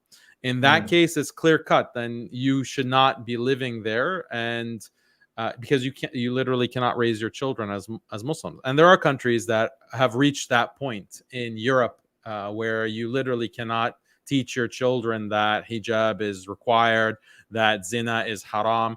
If you teach your child that and the authorities find out, they consider that child abuse and they will confiscate your children. Like, this is the situation in Sweden, for example. So I would, maybe there's a fatwa that can be given that, yeah, it's impermissible for Muslims to live in such a country. But outside of that, that kind of extreme scenario, then you can live and practice Islam in many countries in the West. Is that a permanent situation? Not necessarily, because these secular liberal countries are all approaching that kind of Swedish model, unfortunately. So can I say in the future, France is not going to ban you from raising your children as Muslim, or Canada, or the UK, or the US even? So if that happens, when that happens, that's going to be a difficult situation for Muslims, obviously. And then I think it's more figuring out hijra and how to do it is going to be more pressing of an issue. But right now, I think it's still possible to live in these places and practice Islam, raise your children as Muslim, and you might be better off than certain Muslim countries because of a safety issue, or because you're not going to be able to live in a reasonable way because of the legal situation. You're not going to be able to get citizenship. Unfortunately, this is a problem for many of those who are refugees. Like, they're refugees from Syria, for example, or from Iraq, and they go to a Muslim country and they're mistreated. They're like second-class citizens. They really have a difficult time getting their basic needs met, like their healthcare needs, their educational needs, their living, being able to live in a place without being kicked out. Those are the kinds of problems that Muslims are facing in Muslim countries. So it's a very complex question. One way of preserving the community is to build your community, is to strengthen each other, and not to be infected by liberalism's assumption or premise of individualism. Sometimes that happens in the Muslim community. We become individualistic and we don't realize it. We have to look out for each other. And we have to collectively do dawah and support those who are doing dawah, because I always believe dawah is a shield. Because if you're not giving dawah, someone's going to be giving dawah to you. And that's just the nature of worldviews. They propagate themselves through every single power structure and avenue. And I think if a community is solidified, they help each other and they give dawah as well. And we become beacons of light for people. People would want to become part of our community because we're trustworthy. We have traditional values. We have the truth. We protect each other. We work together. We don't backbite, slander. We're helpful to each other. Over time, people will see that. And there's been some hope in some Western communities where they start to see the amazing nature of the Muslim community, right? You know, when they're always giving food, for example, or taking care of each other, or things like that. If we try our best and we also give dawah and we do what we can, then inshallah, Allah will help us. And if that does mean, though, that we'll have to also jump ship and go elsewhere, then fair enough. But do what's within your control, because Allah will only judge you with what's within your control. And I think in many Western countries, you know, the UK, for example, I could pray in London in the public without any major issue, yeah, which is really a good thing if you compare it to things like, you know, France and other places. There's a lot of opportunity still left. Maybe we still have 10 years to be, you know, as open as possible. God knows there are some predictions that UK would end up like France, but Allah knows. The point is, you know, what we have now are opportunities, and we need to utilize them in the best way that's pleasing to Allah. And that includes strengthening each other, supporting each other, becoming beacons of light for the rest of the community, but also giving dawah, because that's like a shield. It protects you, inshallah. MashaAllah. Yeah, that's great thoughts and advice. I mean, I feel like we haven't gotten a full podcast with Hamza Tzortzis. So this is only, we're going to have more, inshallah, and have you on, because right now we're hitting 3 hours. So I don't want to keep you up too almost late. Midnight. Half an hour left to midnight. Okay, mashallah. So let's plan to have more conversations with Brother Hamza and on a specific topic, so that we can get, you know, maximize the benefit from you. Great. May Allah bless you. Jazakallah khair for the opportunity, bro. Yeah, wa yakum. And then we have a few more super chats, so let me just read those because they might be directed at yourself. No problem. Mashallah, this is from Brother Bilal. Mashallah, you guys are doing a great job, and it's inspirational, battling the ideology and propaganda that's been bombarded on the Muslim Ummah for decades with great passion. Keep it up. This is from Noor Nabi. Please pray for the departed soul of Maulana Dilwar Hussain Saidi of Bangladesh, who has been in jail since 2010 for speaking against the government. He was proactive in Dawah, spent his whole life calling people to deen and speaking against oppression towards practicing Muslims.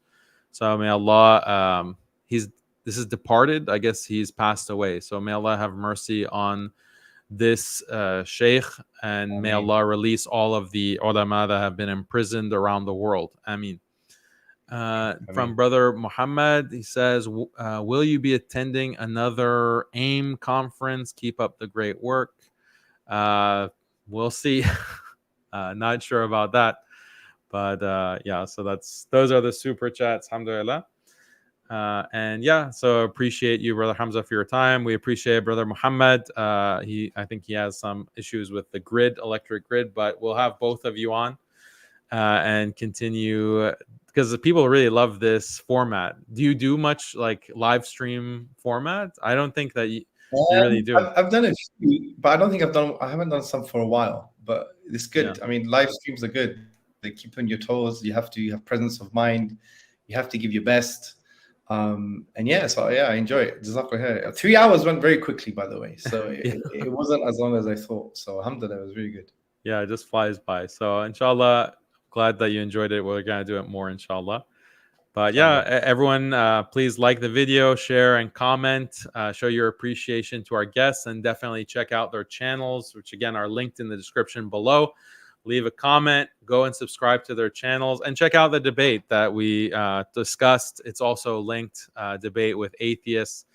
I think you will enjoy it. So appreciate you, and catch you on the next one. Assalamu alaikum wa rahmatullahi wa barakatuh.